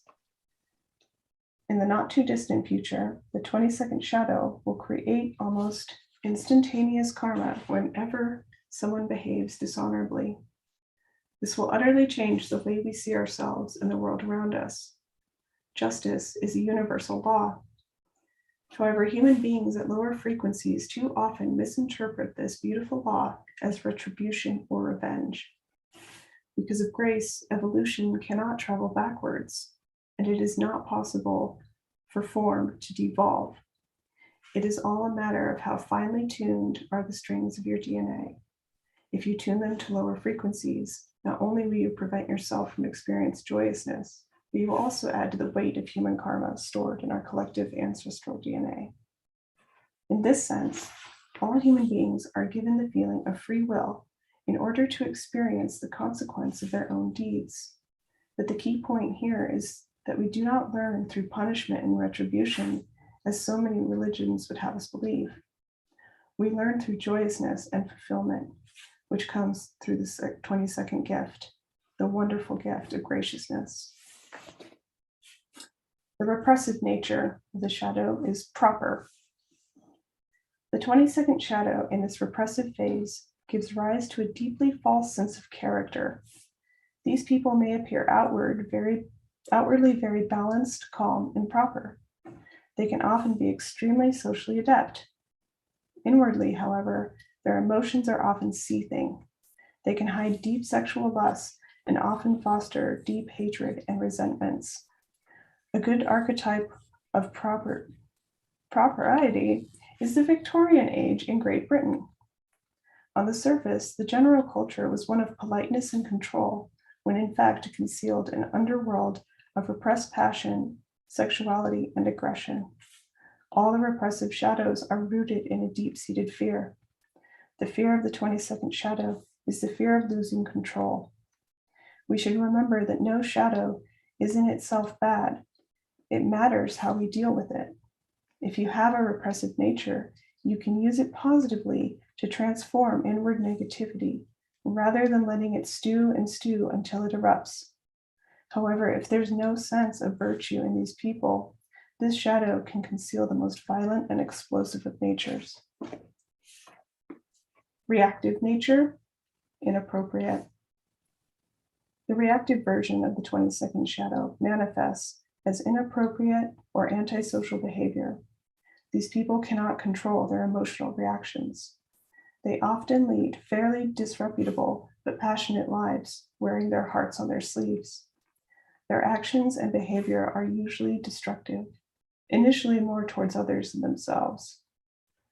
Even in its shadow, this archetype has such creative power that these people can produce wonderful art or music, but so often their inability to handle their own passions and treat others with respect leaves their private lives in tatters.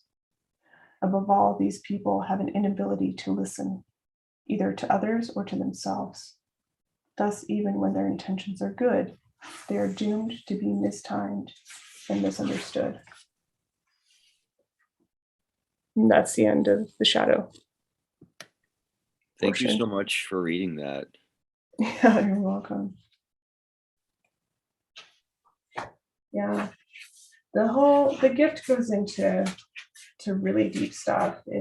To really understand what it means by grace, and by grace covering all those layers, because it goes into, core wounds, and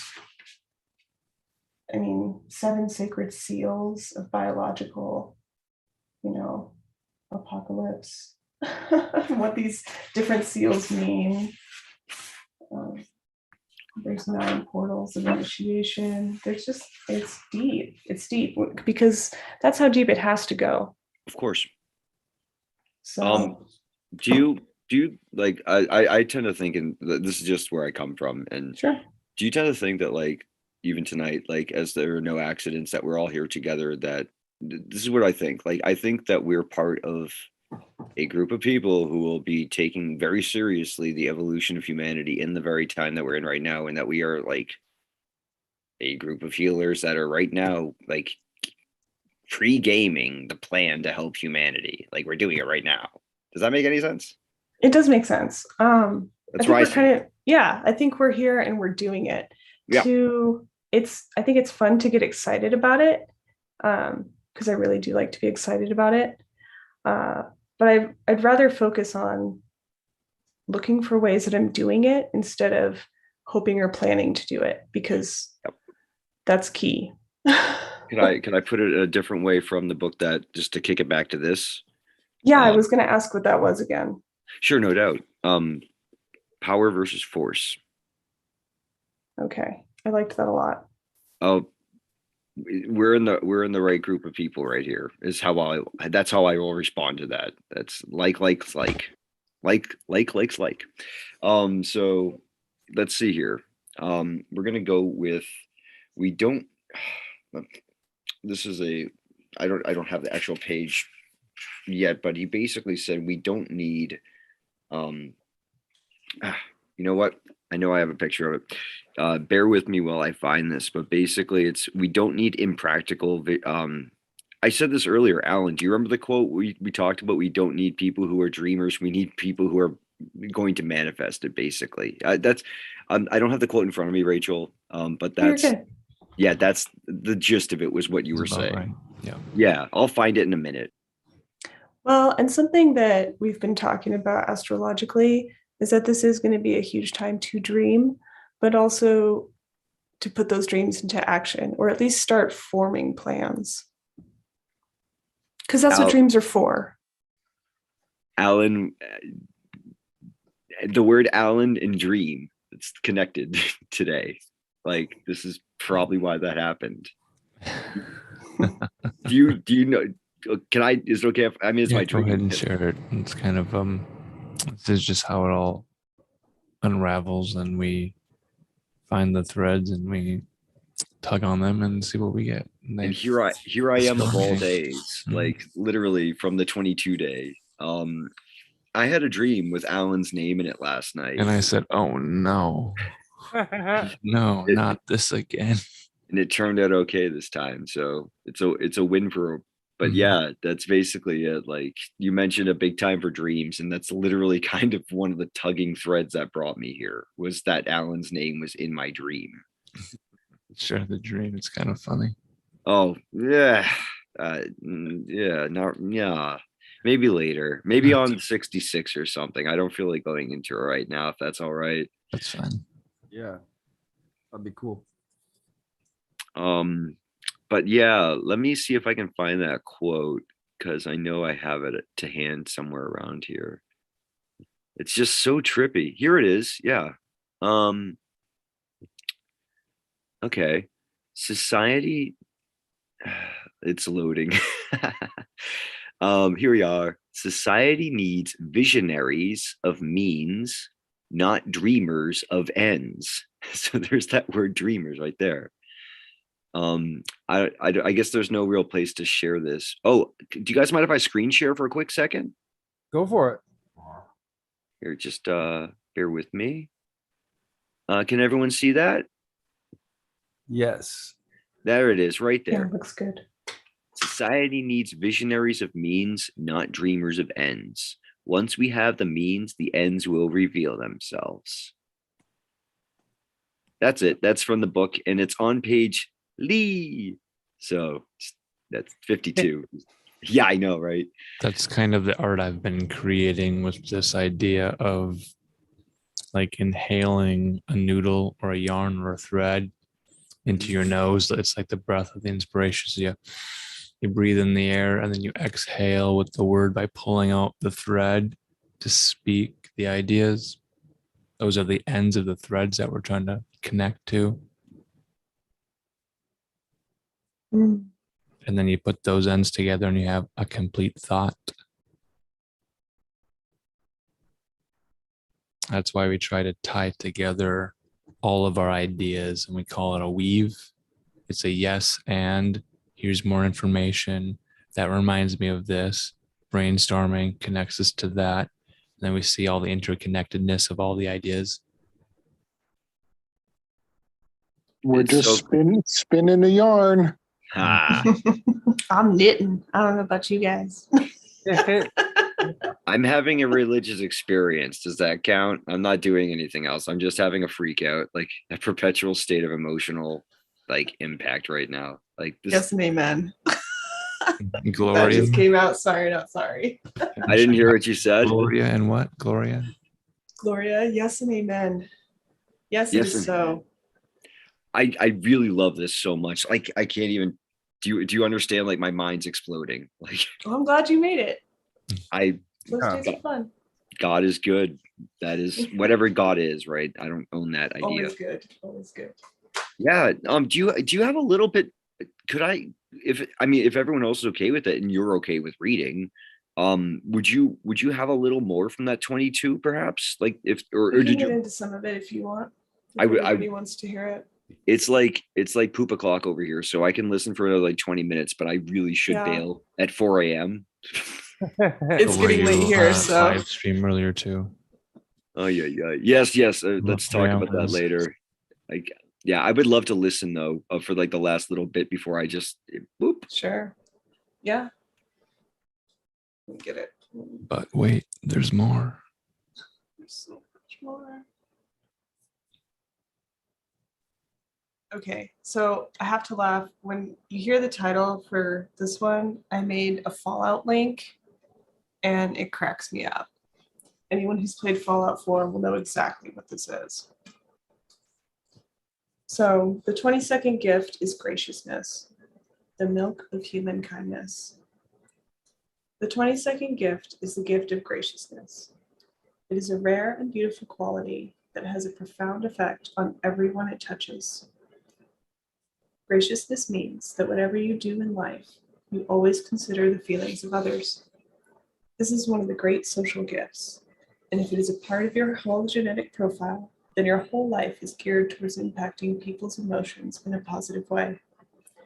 Even if this gift is not a primary aspect of your profile, it still has a huge capacity to completely transform your life and the lives of everyone you meet. The 22nd gift is not just about stirring people's feelings, but also about touching their hearts and even their souls. Graciousness means that you act with grace and consideration in everything you do. Just like its shadow, the 22nd gift is extremely powerful in its effect upon others.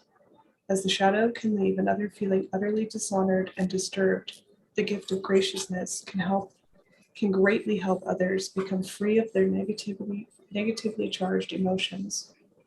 There is a profound kindness at the core of this gift that can elevate others beyond their normal consciousness to states of love, laughter, or tears. For this reason, many people connected with this gift assume artistic, musical, or vocal roles in life where they can influence others through their natural social grace. As we saw with the shadow, people at the lower aspects of this gene key do not acknowledge their accountability for what they say or do. At the gift level, however, you begin to see that it is all interconnected, all things, and all people. You realize at a deep level that we are all being listened to, and you inherently know that if you do someone an injustice, it will come back to you. This in turn means that other people feel deeply understood and listened to around this gift. This profound awareness of karma means that a great deal of your work in life will lie in the sphere of relationships and emotions. At the gift frequency of this gene key, you learn to temper your own emotions, releasing them safely without disrespecting others or yourself. With the gift of graciousness, you begin to disperse your own karma and that of your ancestral DNA. This is a huge task, and it means that even though your relationships may be deeply challenging, you always maintain a frequency of respect around others. The 22nd gift also ensures that you balance your respect of others with a healthy dose of self-respect by not allowing yourself to become a victim of someone else's emotions. This delicate balance between service and self-love marks you as someone who profoundly understands the power of emotional suffering. Because of this, others will look to you for guidance and authority. The gift of graciousness might also be called the gift of soul. It is the ability to live life to the full, holding no feelings back, whilst at the same time having deep respect for the feelings of others. If you're fortunate enough to tap into the higher qualities of the 22nd gift, your life can be filled with art, music, romance, deep relationships, and enchantment. But above all else, this is the gift of living life from a place of deep love and soul. Could I just say that's the best thing I've heard? Like, honestly, I don't think I need to say it like more than 5,000 times tonight. Like, I feel like this is directly speaking. Like I am here for the, like, this is my, do you understand like what I'm trying to say? I do. Like I'm freaking out because like this is like happening. Like it's real. And I feel like this is like revealing to me like grace in of itself. And now I'm going to be able to go forward from this and like be able to even better do my mission here.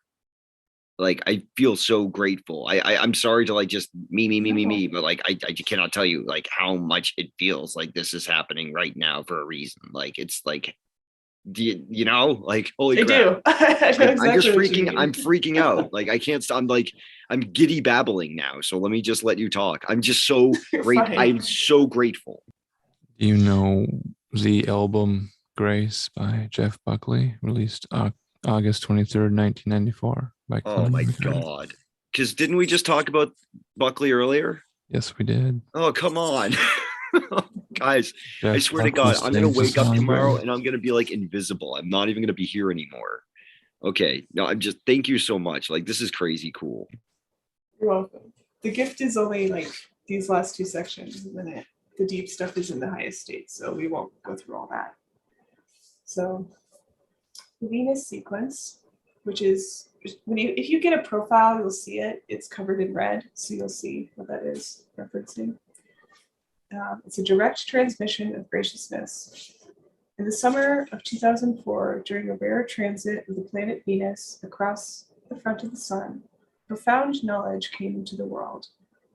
Called the Venus sequence, it uses the 64 gene keys in combination with astrological data to pinpoint the exact patterns of karma that an individual takes on during each incarnation. The Venus sequence reveals karma as a genetic sequence that unfolds throughout your life. Your ability to accept this karma with graciousness determines how quickly and easily you transcend your own suffering. Furthermore, as the sequence of your own karma unfolds, it is transmuted. It reveals the higher frequencies that allow you to expand your consciousness and attain a higher state. The Venus sequence is the great science of human suffering, showing us precisely how every human being shares in world karma or the sacred wound through being genetically imprinted with it at the point of our conception. As we unravel our Venus sequence, we discover an inner path of awakening behind our suffering. This culminates in having to embrace one of the 6 essential core human wounds. The 6 core human wounds of humanity are repression, denial, shame, rejection, guilt, and separation. These 6 patterns are laid down in a unique sequence in your DNA. Once you have access to your own sequence, you will finally understand the basic script of your life process, particularly as regards your relationships, where your karma is mostly played out. The wound itself is directly tied to the lower 3 bodies, the physical, emotional, and mental.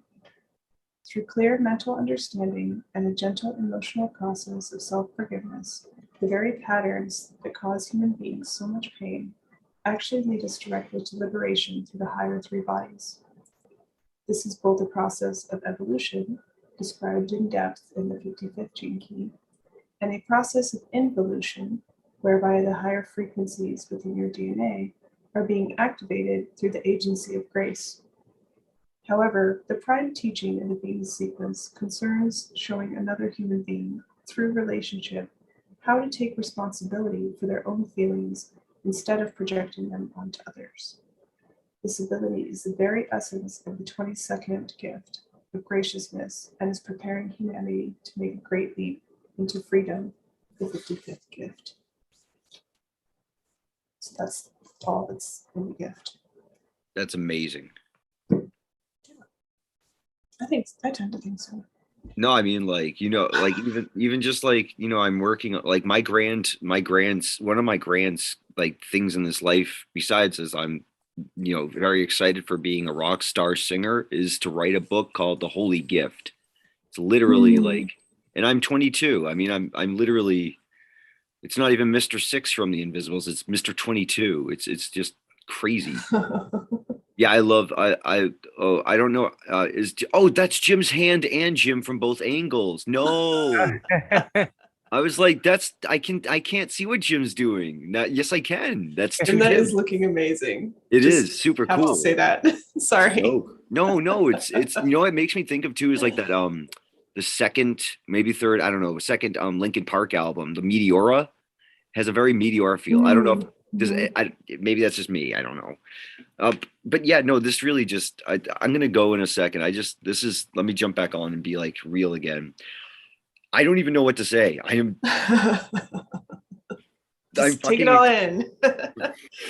What else can I do? Like, I really Right? feel like you guys have helped me. I'm sorry. How else do I do this? Right. But I feel like you're angels that have like told me what I need to hear right now. That's all I can put this, like, that's all I can put it up to is like, it feels like this is like, this is like a holiday for me. Like, this is special. Does it make any sense? Am I Absolutely. No, here's the thing. And for anybody listening, like, this is how it works. This is how it goes down. Some people know exactly what this is, but you do meet people in the right time, and then the right things happen, and it's not planned. It just is what it is, and it's all perfect timing, and it's perfect love, it's perfect grace, it's perfect everything. This is exactly the process. This is exactly what it looks like. It's the level of the material that you're sharing right now for me that is significant. It's like another level up. Mhm. That's my extra, because I'm used to the crazy, what we call divine feedback or whatever. It's like if you eat every day, this is like the best meal I've had in a while. Or that metaphor makes sense. Yes. Yeah, that makes sense. And I think that's what I enjoy about it. So thank you.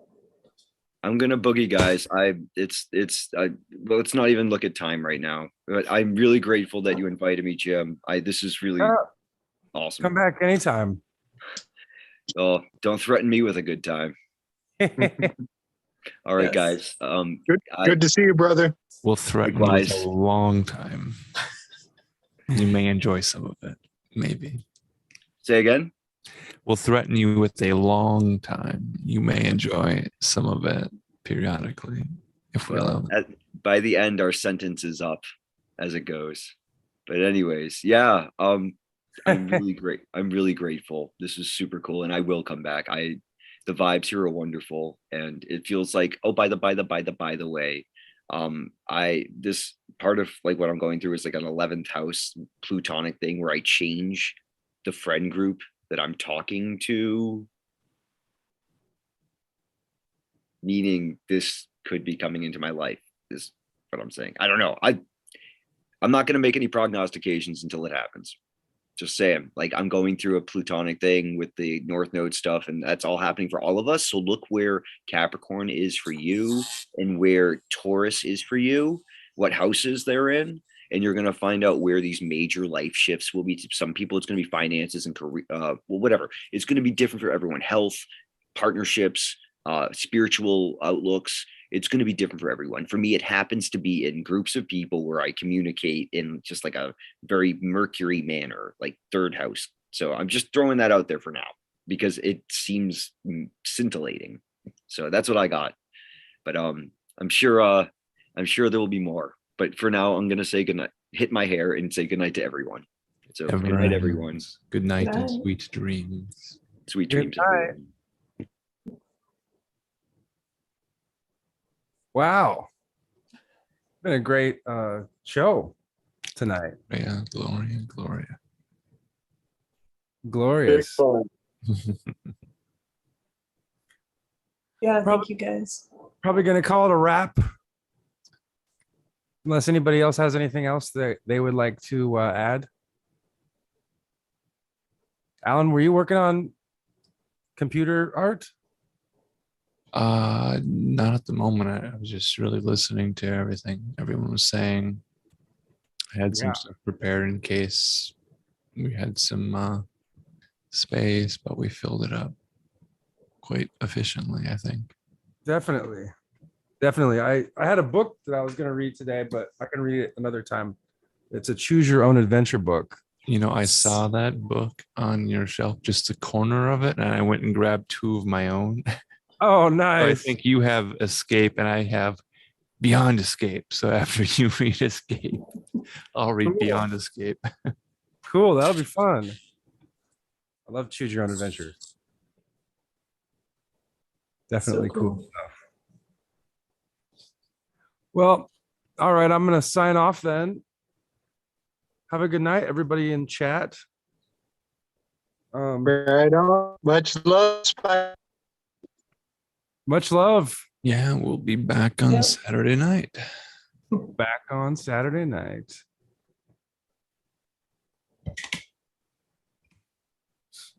And